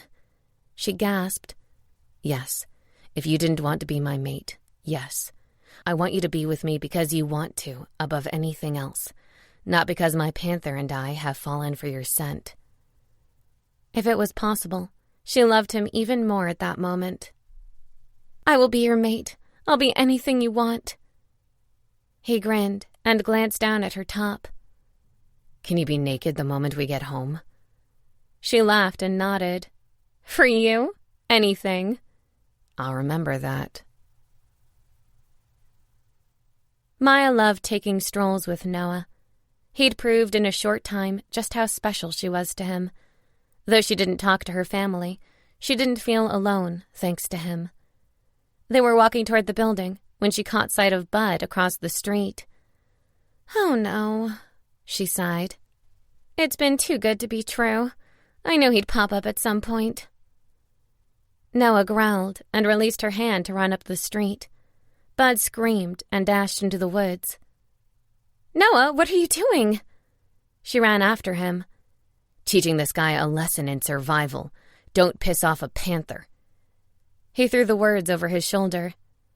Then she gasped, her eyes widening as she watched Noah tear through his clothes. His body twisted and reshaped in the middle of a jump, landing on all fours as a giant black cat.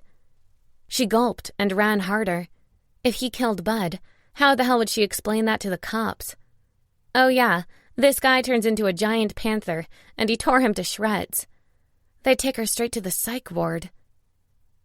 Bud fell on the ground, and Noah stopped a few feet away. She watched the standoff between Bud and the panther. Bud, what the hell are you doing here? I told you I wasn't getting back with you.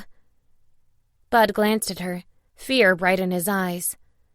I wanted to apologize to you. She shook her head.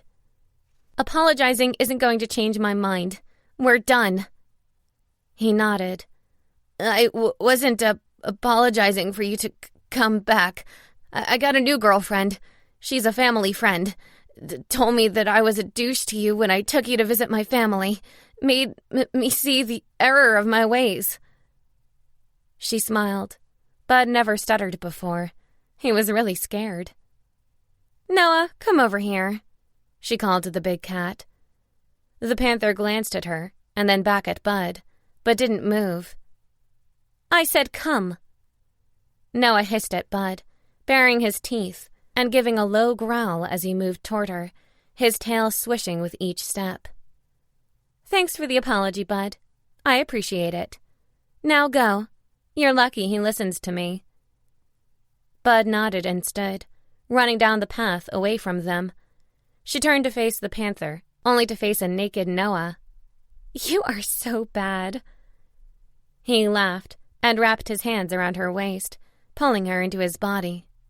"You're worse, babe. You laughed the minute he left." "I can't help it. Did you see him running? He skips as he runs. It's damn funny." He lowered his head and brushed his lips over hers. "Let's go upstairs. There's something I want to show you." She laughed harder and curled her arms around his neck. "I am very familiar with what you want to show me." "You still want to see it again?" Damn it, he was right. "I do. Never thought I'd see the day where I'd say I loved pussy. Big pussy at that." He barked a laugh and led her to the building. "You are such a dirty talker."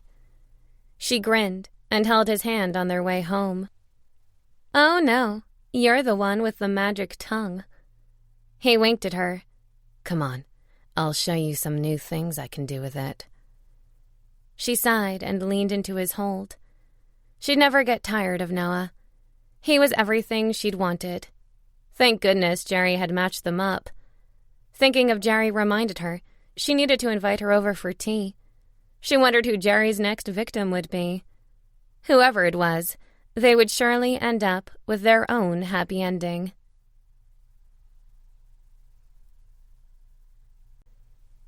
Epilogue. Jerry Wilder stared at the growing list of letters and emails she'd been going through. It was official. She needed an assistant. Great. Let the search begin. She wrote down a list of what she needed. Someone young, preferably tidy, who knew what needed to be done without her having to explain herself a million times, and she needed someone who could come work for her as soon as possible. She sent the list out to her nephew so he could find her a wolf to come assist her. Now to wait. The end.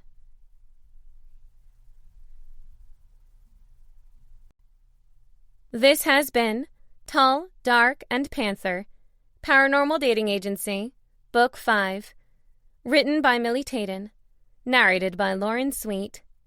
Copyright, Always, by Millie Taiden. Production copyright, 2015, by Millie Taiden.